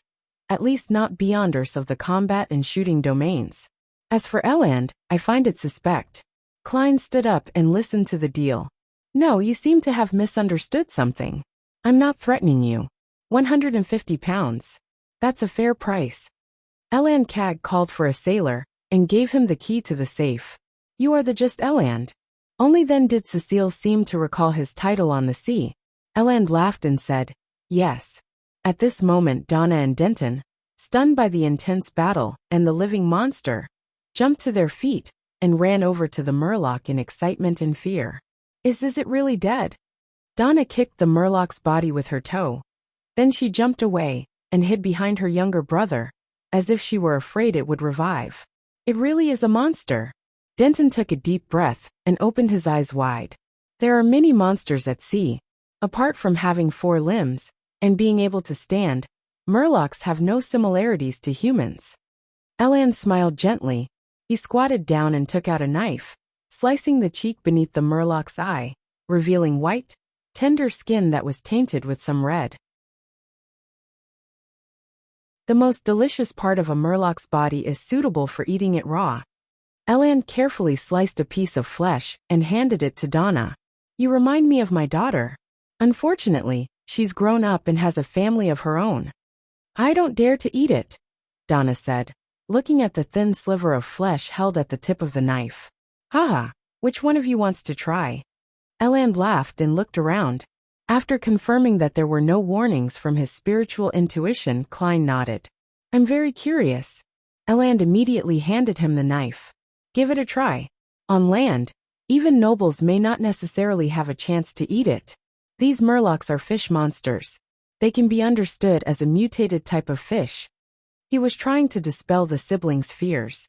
Klein wanted to ask if there was any wasabi, soy sauce, or any other condiments, but seeing that the other party didn't mention it, he was afraid to appear ignorant. He took the knife, bit into the bloody flesh and swallowed it. It was a feeling of flesh that instantly melted in his mouth. The taste of blood was very faint, giving it an appropriate salty taste. It perfectly set off the fresh and sweet taste of the meat. Klein chewed twice, taking in the deliciousness of the tenderness and freshness of the fish meat. It was the first time in his life that he was experiencing something like that. Excellent. He wasn't stingy with his praises, as he gave a thumbs up. Donna watched the whole thing with curiosity, suddenly interested in the flesh on the murloc's cheek. This overwhelmed her fear and disgust, and she suggested the idea of trying. Elan fulfilled her request, and smiled as he watched her tightly close her eyes as her face scrunched into a grimace as she bit into the meat. Donna's expression gradually relaxed, and she quickly opened her eyes. She excitedly praised, an indescribable delicacy.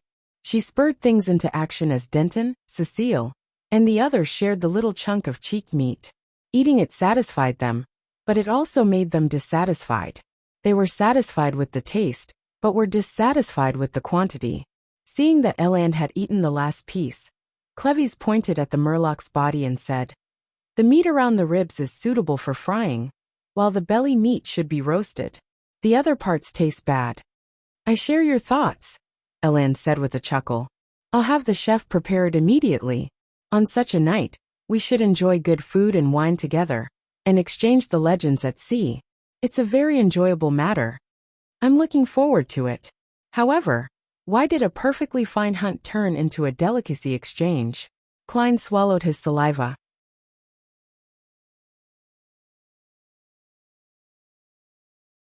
Chapter 495. Legend of Treasure Above the Deck. There was an extra layer of asbestos beneath the grill to prevent the coal sparks from being blown out by the wind and scorching the surface of the ship. The fat cook, wearing an apron and a tall white hat invented by Roselle, used a fine brush to constantly apply a seasoning created from a secret recipe: basil, fennel, sea salt, pepper, and lemon juice, to the long, white strips of fish, and frequently flipped them over to ensure that both sides were evenly heated. The flesh of the murloc's belly was fatty, dripping with drops of oil, and causing the coal beneath the iron mesh to sizzle and flare up. An enticing aroma began to fill the air, and Klein inhaled again and again. In front of him was a round table and a chair. On top of the table was a unique-looking bottle of wine. The wine was golden red in color, and seemed slightly sticky as it swirled about. Sonia blood wine is brewed from the sugarwood juice found in the surrounding areas of Golden Spring. It tastes like thin honey mixed with blood. It's sweet and smooth, but it's very easy to get drunk on. If you fancy any lady, and want to treat her to a drink, you can consider this. It will make her drink more without realizing it. Haha, that's under the premise that you're able to handle the amount of alcohol she's drinking. Noticing Klein's scrutiny, Captain Elan Cag introduced in a half-joking manner. As expected of a former bosun, he's accomplished when it comes to self-deprecation. Klein sat down and maintained a cold attitude as he asked. A qualified adventurer wouldn't indulge in alcohol. Cleves, who was beside him, nodded. Only when they return home will adventurers allow themselves to drink. What a pity. Elan turned to look at Donna and Denton, who were staring curiously at the blood wine. He laughed and said, "This isn't something that underage children should experience." "I've had it before. It tastes really good," Donna retorted immediately. It's just that I fell asleep without realizing it and slept an entire afternoon. I remember that you drank 2 cups that time," the little gentleman, Denton, said enviously. Elan didn't satisfy their cravings, and instead ordered a cup of sweet iced tea for each of the siblings and casually explained, "There are a lot of Southerners on this ship." Denton retracted his disappointed gaze and looked at the Murloc, which had its valuable materials taken away. He said rather innocently, Actually, it's not that scary. It's just a bigger, uglier fish with 4 limbs." Donna shot a glance at her younger brother. "Congratulations, you've finally recognized the essence of it." She then looked eagerly at Cleves and Eland. Uncle, are there many of these monsters in the sea?" Murlocs didn't possess beyonder powers which were beyond one's imagination. In the eyes of ordinary people, they were akin to ferocious beasts at sea, or a living example of legendary monsters. Elan chuckled and said, "No, in the main sea route and the surrounding seas, there are very few monsters like this. They've been cleared out a long time ago. You must be lucky enough to meet a Murloc. Think about it. If I can often kill monsters worth 200 pounds or more, then I certainly wouldn't be the captain of a passenger ship. I'd organize my own hunting boat to chase down these gold pounds." "That makes a lot of sense." Klein secretly cheered him on. According to his observation, the beyonder ingredient from a Murloc was its bladder. That azure aqueous light made one feel like they were looking at a gem. Cleves raised the black tea, which a sailor had just delivered. He first smelled it before taking a sip. Only by leaving the main sea route and going deep into the ocean, which is often shrouded in fog or storms, will there be a good chance of encountering such monsters. But that would be very dangerous. Apart from scaly Murlocs who can climb, there are also legends at sea of Nagas that have the upper body of a human, while their bottom half is that of a snake. They have 6 arms and are very agile. Elan continued on the topic. There are also giant octopuses which can spit out juices that can corrode a lot of people. Terrifying sea monsters that can flip a boat with a gentle blow. Mermaids with intoxicating songs that make one unwilling to leave. Blue giant dragons that can produce lightning. Giant birds with wings that can cause hurricanes. Haha, I've never seen any of these before. They're all legends of the sea, and no one knows whether they're real or fake. Mermaids. Klein's expression didn't change. Very interesting, Donna exclaimed, fascinated with a look of longing. Denton looked around, and seeing that Klein hadn't spoken, he curiously asked, "Uncle, you're an adventurer too. Have you seen such monsters before?" Klein was stunned for a moment, and then gave a faint smile. "Once. Back then, there were 5 of us, and we chanced upon one, a single Murloc. After an intense fight, we finally finished it." This was a real experience of his in Tingen City. It was also his first encounter with an official beyonder who had lost control. At that time, he and old Neil had helped to eliminate a mutated sailor at the request of Swain, the old owner of the evil dragon bar. Thinking of this, Klein felt nostalgic and wistful. The cold and sharp expression on his face couldn't help but soften significantly. 5 people. While asking, Donna secretly counted the number of people who had been involved in the battle. 1, 2, 3. She discovered that only 3 people had taken action to kill the Murloc. Without waiting for Klein's response, Elan said with a hint of surprise, "A chance encounter?" "Yes," Klein answered frankly.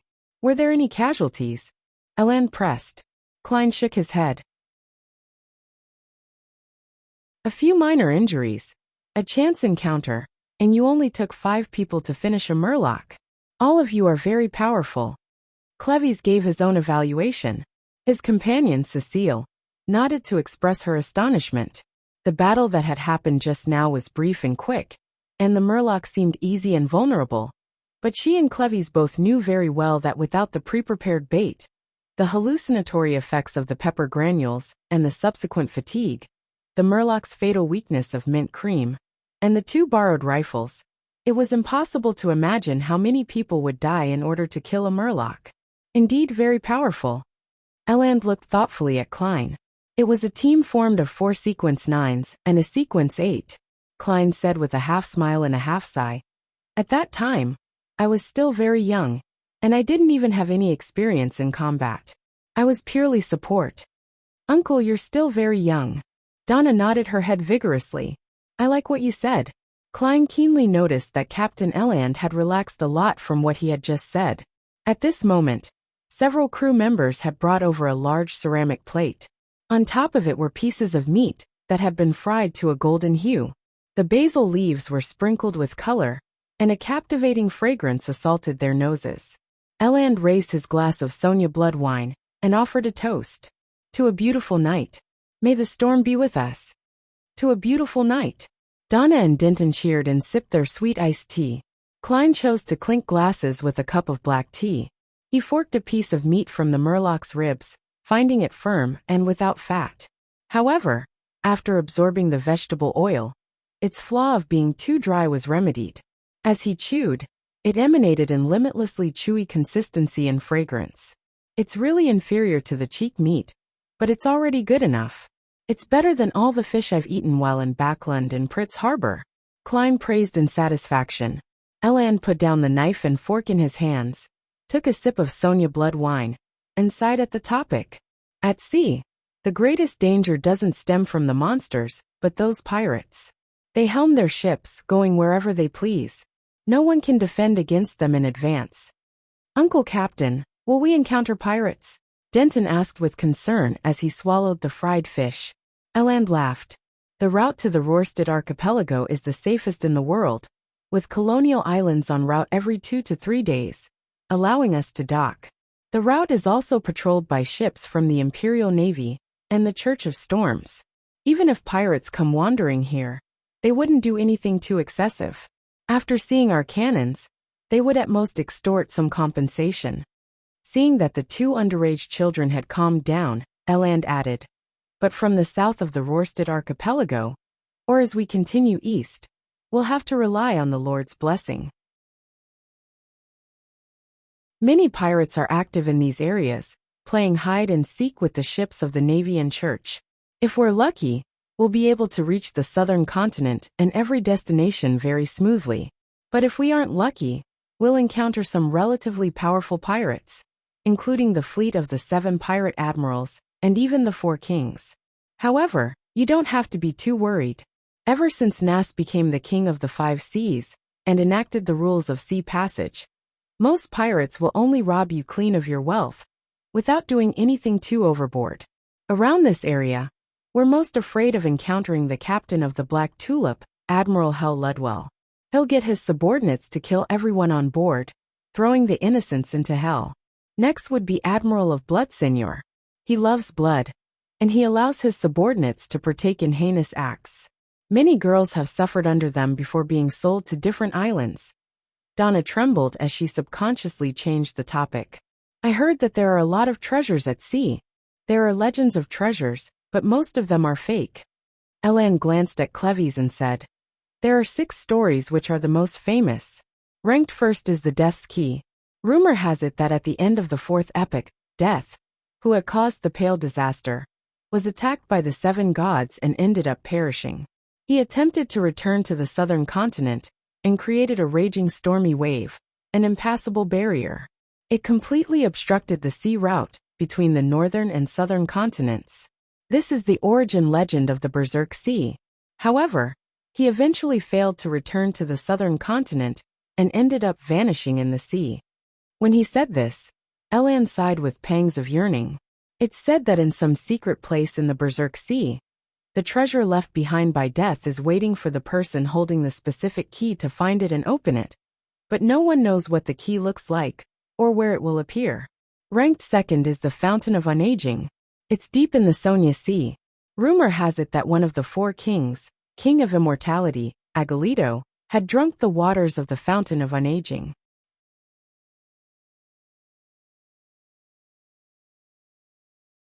Chapter 496. The Promising Sea, Fountain of Unaging? Will you really gain eternal youth if you drink it? Donna widened her eyes and asked curiously. She didn't have any feelings of anticipation, because she was still young enough. Elan didn't answer at once, and instead, he forked a piece of fried murloc rib meat, tore into it in 2 bites, and took a sip of Sonia wine. The sweet and smooth taste has completely nullified the cloyed taste of fried oil. His eyes were half closed, and he looked like a gourmet. After pondering for a few seconds, he slowly answered Donna's question. I don't know if there's a fountain of unaging, nor am I certain if the King of Immortality, Agalito, drank its waters. I only know one thing, and that is, that when I was very young, I heard the legend of this pirate king. It's just like how King of the 5 Seas, Nast, seems to live forever. Their beards must be very long, extending beyond than their chests. Denton gave his opinion. In fact, the King of the 5 Seas, Nast, has a beard that only reaches below his neck. He sits on the deck, draped in a black splendid robe with silver ends. He wears a crown that's 2 times taller than his head and overlooks everything like a deity. Elan's tone gradually lowered as though his memories had entered a quagmire, and he was unable to extricate himself. Uncle Captain, have you ever met the King of the 5 Seas? Donna asked excitedly. This was the most legendary pirate. His name traveled through the sea, and even the children of the port cities knew his name. Whole generations of people grew up listening to stories about him. In a sense, many people view Nast as the true pirate king. I remember one of the conditions for advancement for Dark Emperor is to equate one's name with Emperor, entrenching it deep in the hearts of the people. Is this an early or simplified version of an attempt? I wonder what sequence the King of the 5 Seas is at now. Although Klein was focused on sampling the murloc meat, his mind whirled as a result of the group's discussion. Faced with Donna's question, Elan said with a sigh, at that time, I was still very young and serving on the William V. Once, our fleet tried to cross the Strait of Calamity in the Berserk Sea, and encountered the Dark Emperor's ship there. In those few minutes, everyone, including the fleet captain, lost the will to fight. Fortunately, Nast didn't give the order to attack us. Very cool, the boy Denton cheered, his eyes shining. Elan didn't continue the topic. He smiled and said, as for King of Immortality, Agalito, I've never met him in real life. I only know that his bounty notice depicts a pale middle-aged man. How pale? Let me give an example you can understand. It's like he's been dead for some time, a corpse which is just beginning to rot. When Donna and Denton heard this analogy, they subconsciously looked at the badly mutilated murloc's corpse and involuntarily quivered their throats. Of course, the most important thing in a bounty notice isn't the looks. It's the bounty reward. In loan alone, Agalito is worth 100,000 pounds, and his bounty is the lowest among the 4 kings. Elan diverted the topic and said, let's continue the stories about treasure. Ranked 3rd is the inheritance of the Solomon Empire. In the 4th epoch, when that massive empire was dissolved and destroyed, the royalty brought treasures that even the gods would be jealous of onto a ship. They steered it deep into the Fog Sea, awaiting the opportunity to rebuild their dynasty. However, 500 years passed, 1,000 years passed, and 1,500 years passed, but it ultimately didn't appear. Rumor has it that the King of the 5 Seas, Nast, inherited parts of the Solomon Empire's inheritance. No one knows if he's a descendant of the real Dark Emperor, Cecile added with interest. Fog Sea? Western shore of the northern continent? Donna thought back to her geography. Right, Cleves responded simply. West of the northern continent was the Fog Sea. To its east was the Sonia Sea, south was the Berserk Sea, and north was the North Sea. The east and west sides of the southern continent were similar to the northern continent, while south of it was the Polar Sea. Together they formed the 5 Seas. The Lone Kingdom was backed by the Hornacis mountain range and the inland mid-seashore. Its eastern face was the Sonia Sea, and it stretched south to Desi Bay. It occupied several of the excellent entrances to the Berserk Sea, but it didn't involve the Fog Sea. Is that so? Donna didn't have much interest in the faraway treasure, so she switched focus and asked, "What about the fourth treasure?" "It belongs to the last empire of the fourth epoch, Trunsoist. Rumor has it that they built a huge ship the size of a city, and they transferred all their treasures onto it. Funny enough, their escape was of no use. Although the predetermined passengers and crew didn't fail to arrive at the port in time, none of them survived. However, that ship vanished by itself. Up to this day, people often claim to see a gigantic ship sail by them silently in a foggy night. It's been called the Spectre Empire, and it appears across the Sonia Sea. This is the conclusion from all those stories." Eland looked up at the red moon hanging high in the sky as he said with a tone of mockery, without any disguise of his longing, "Perhaps we will see it pass us by tomorrow night." "No, tonight," Donna thought with anticipation and excitement. Klein finished up the rest of his food, drank his black tea, and listened with interest to what Eland had to say about the rest of the treasures. "The fifth is the lost city of Nuance. Rumor has it that at the bottom of the Fog Sea, there's a civilization with intelligent creatures. Around that patch of sea, seafarers and adventurers often find special items, which all point to the Nuance of ancient times. However, the members of this civilization have yet to appear. It's like it has been lost to this world." Eland drank the remaining of his Sonia blood wine and said, "That is an inheritance left behind by a civilization.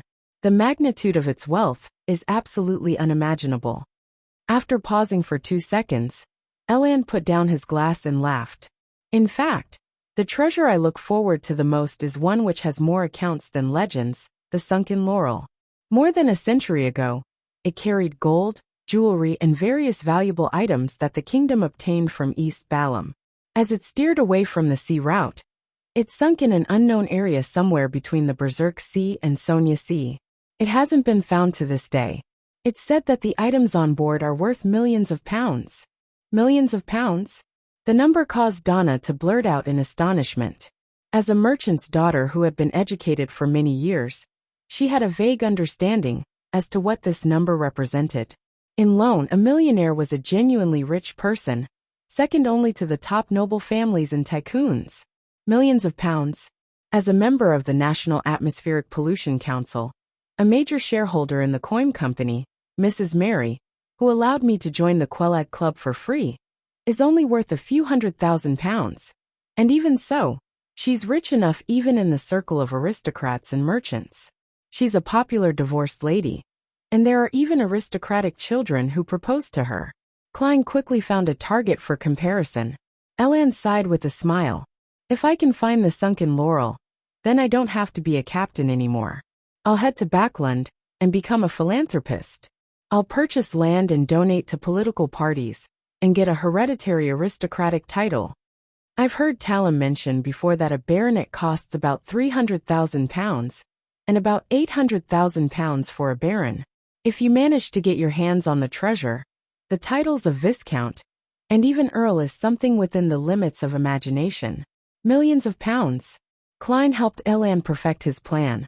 "If it were me, I wouldn't do that. I'll buy a huge manor." Cecile also began to imagine her life after finding the treasure.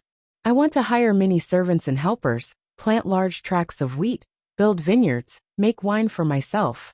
Also, I want to have a room where I can sunbathe, have leisurely moving cows, sheep and horses, and have bread from my own mill, just like a beautiful picturesque scene."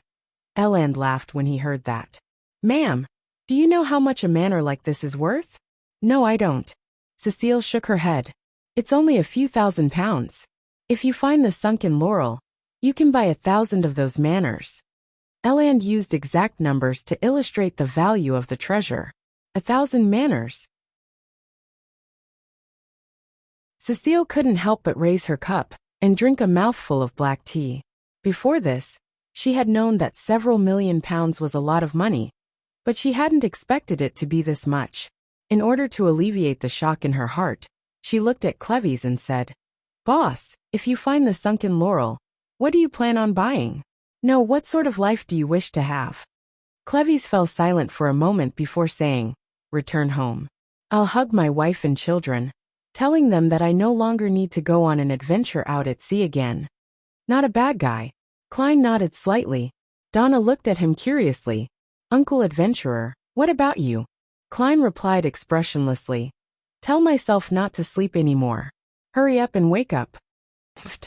Donna spat out the sweet iced tea she'd just drunk, but fortunately, the fried fish on the table had already been eaten. At this moment, Klein sighed inwardly. Even though I know it's basically impossible to find the treasure.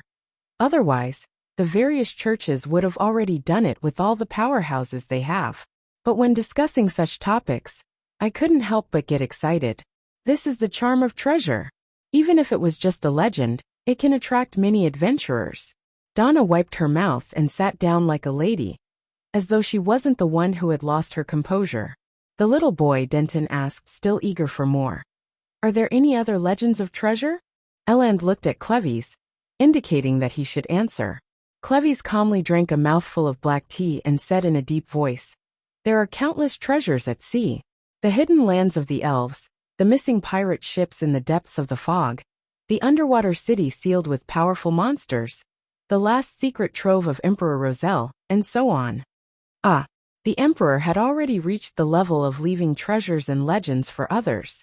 If it's true, would there be cards of blasphemy in it? How many would there be? The legend of the Key of Death might help Mr. Azek regain more of his memories. Klein thought with curiosity and anticipation.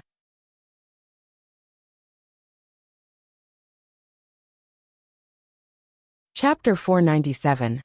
The Wall of Rewards. After the talk about the legends of treasures that had inspired generations of adventurers to go to sea came to an end, the cook had also finished roasting the flesh of the murloc's belly. They were white after being cooked, charred a little black, and covered with tiny brown particles that glistened with a moist, oily glow.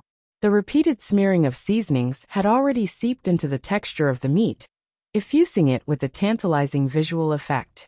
"Desi grilled fish, it's different from how you usually eat it." Eland pointed at the white porcelain plate the cook lowered. Donna held her fork and knife and eagerly said, "I love honey-roasted fish. But this is also very appetizing." "Honey-roasted fish. How much honey would that take? If I have a chance to try it, the taste should be pretty good." Klein allowed his imagination to run wild. With a chef, there was no need for them to serve themselves. They could only look on expectantly as pieces of fish were sliced, placed on different plates, and served in front of them. Klein was very serious when it came to tasting delicacies, so he was in no hurry to deal with the fish. Instead, he took a sip of black tea and used the slightly sour liquid to clear his mouth of any remaining flavors. After doing all of this, he forked a piece of fish and stuffed it into his mouth. In a split second, he felt the slightly stimulating flavors of fennel, basil, and other spices. They were sufficient enough to help him open up one taste bud after another. Immediately after, the delicious juices of the meat, the slightly astringent taste of the sea salt, and the refreshing, sour, and sweet taste of lemon all burst out at the same time, filling his oral cavity and making his mouth water. As he chewed, the last bit of the fish meat's stubbornness was broken off one by one after having its fat roasted out of it, fully presenting the splendor of the meat, as well as its faint sweetness. Swallowing the fish in his mouth, Klein recalled a delicacy program he had watched in his previous life, and chose the evaluation line that matched what he just felt. "The layered flavors are very clear, excellent." "Haha, your tone and words make you sound like a gourmet," Ellen joked. Donna waved her fork and echoed, "Uncle, perhaps you should write a column in the newspaper about different restaurants and different cuisines." "And why didn't I think of this idea? This is a good job that can earn me money, as well as allowing me to taste delicacies. The only problem is that an obese man can't be a flexible clown. Use the great art of spewing vomit? What a waste of food." Klein seriously considered Donna's suggestion. To a beautiful night, when there was very little food left, Elan poured himself some more of the Sonia blood wine, and raised his glass with a ruddy face. Klein and the others echoed in similarly good moods. To a beautiful night. They drank the rest of the liquids from their glasses, and watched the waiter clear the table and clean the deck. They talked for a while more amidst the cold wind, talking about the mermaids that Donna was most interested in. Cleves told the young lady that in some legends, mermaids were also called sirens, and they used their songs to confuse humans not for entertainment, but for hunting. Aside from the possibility of encountering these creatures on the sea route from the Gargas archipelago to the depths of the Sonia Sea, there was a certain chance of discovering it in dangerous seas that haven't been explored by humans. However, all of this stemmed from the drunken boasting of certain pirates, and they all avoided the question of how they escaped from the mermaid songs, which made it highly suspicious. No matter what, this at least points me in a possible direction. Klein took note of what they had discussed. Donna Denton, it's time to go back. You'll have to get up early tomorrow and have breakfast with your parents. Cecile looked at the moon's position. Fine. Donna stood up reluctantly. Denton hurriedly asked, Do I have a chance at becoming an adventurer? His mind had been captivated by the previous hunt and the legends. Cleves walked to his side, patted his shoulder and said, Before you ask this question, you need at least 5 years of combat training and studying. I think your father will hire a good tutor for you.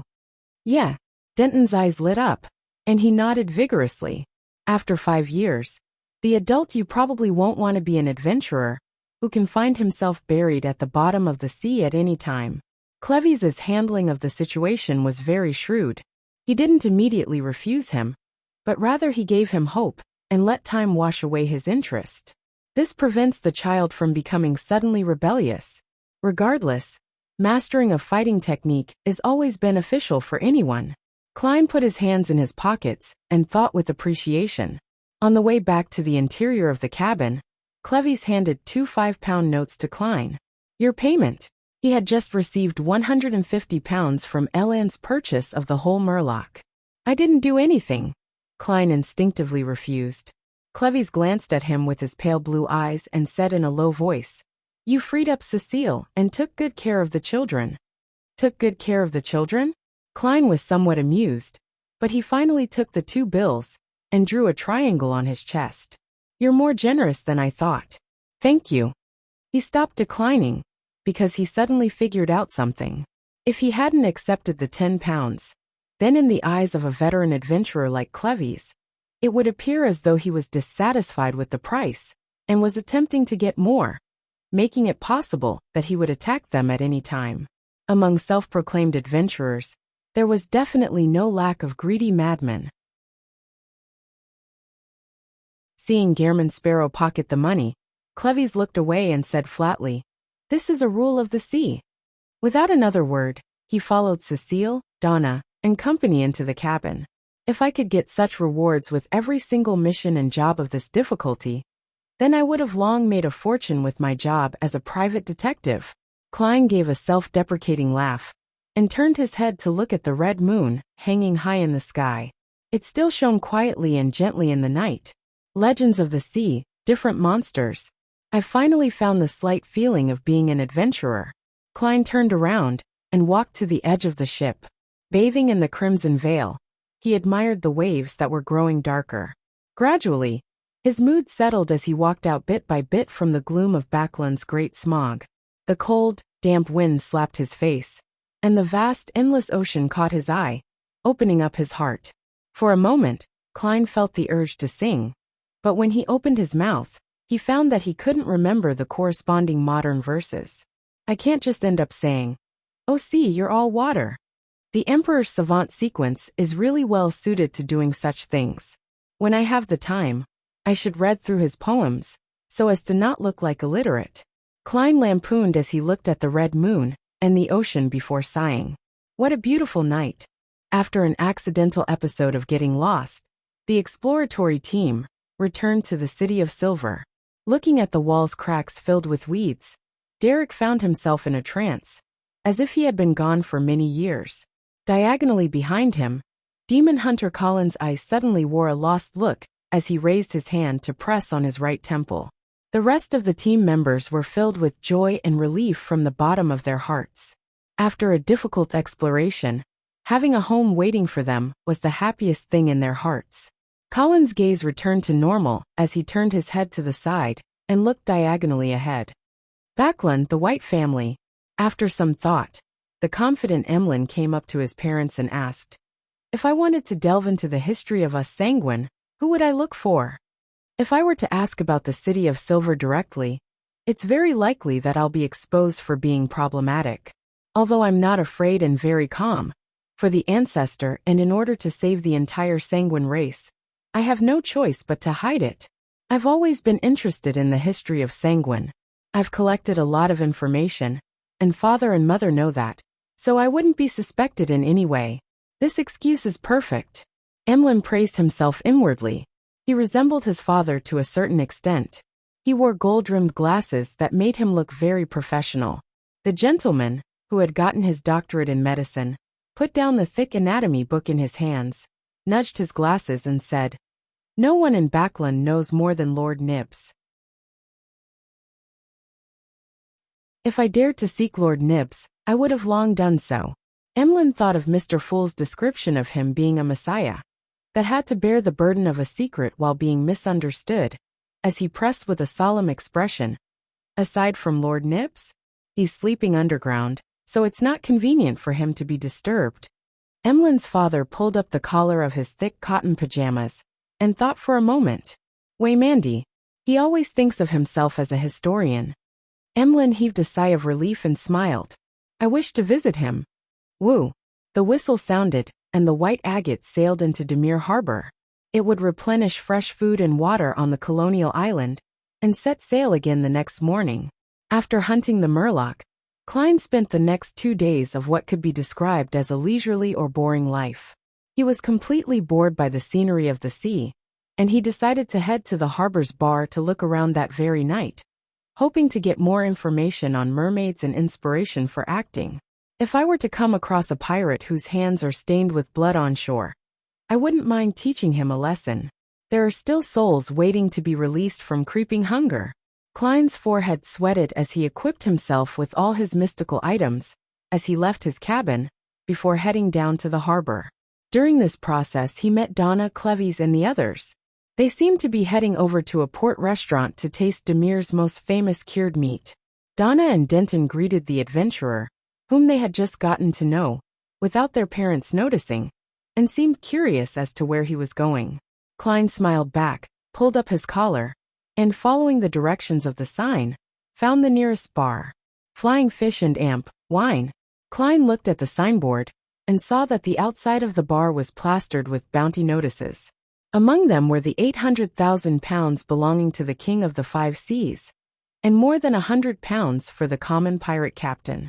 This formed a unique landscape that ranged from the highest to the lowest. "It's all money." Klein stood on the spot and looked at it for a long time. He withdrew his gaze, pushed open the door, and entered the bar, only to find that it was abnormally quiet. It didn't have the din that such places came equipped with. What happened?